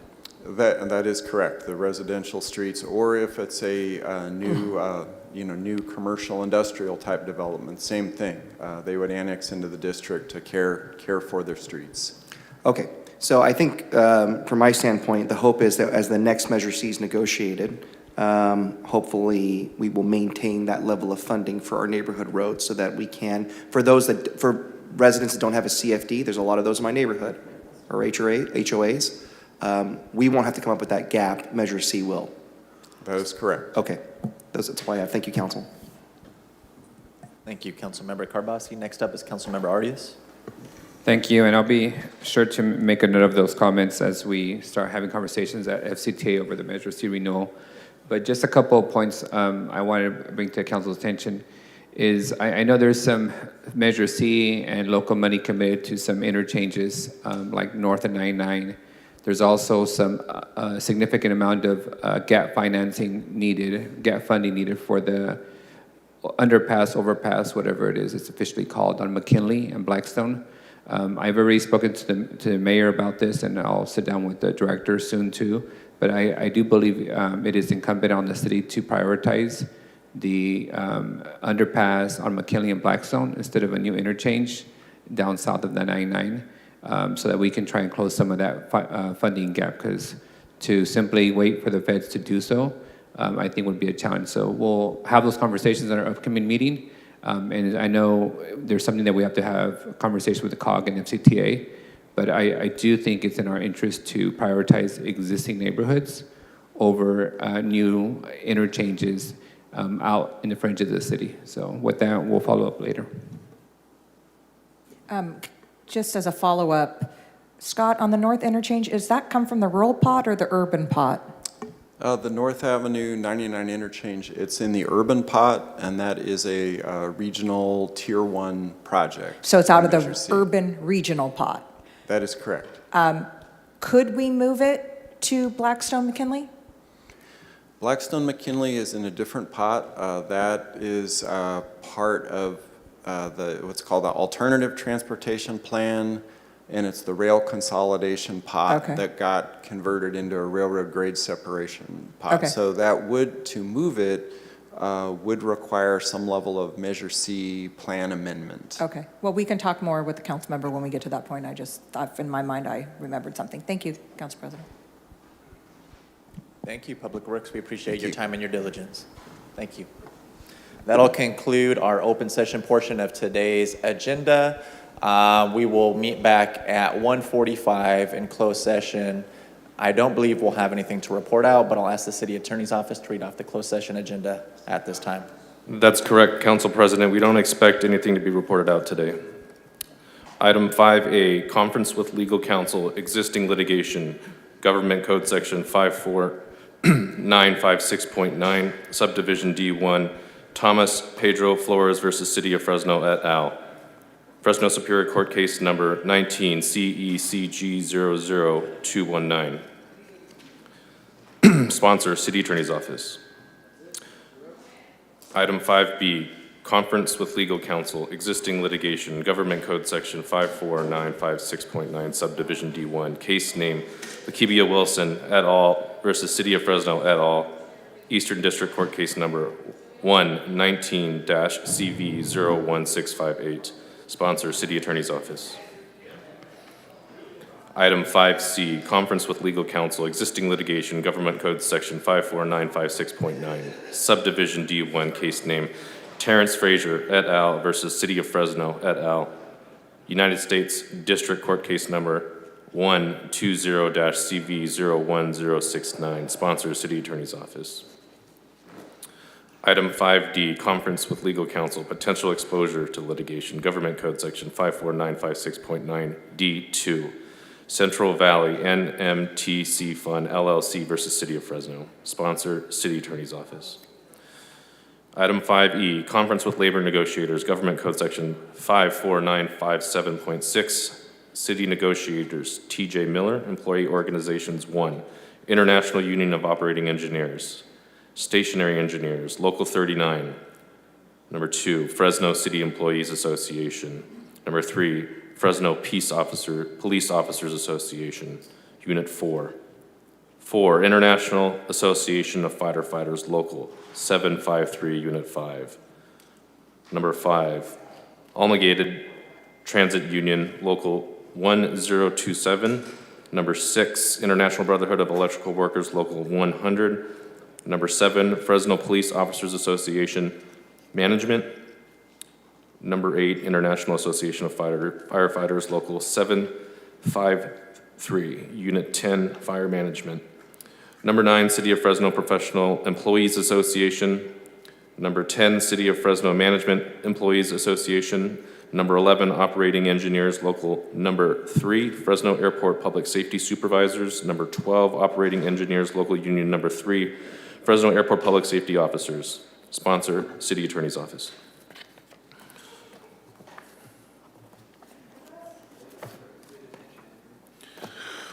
We lost quorum. All right. Well, and I was just letting the people on Zoom know that there will be no announcements following closed session, so we will be ending our broadcast feed right now.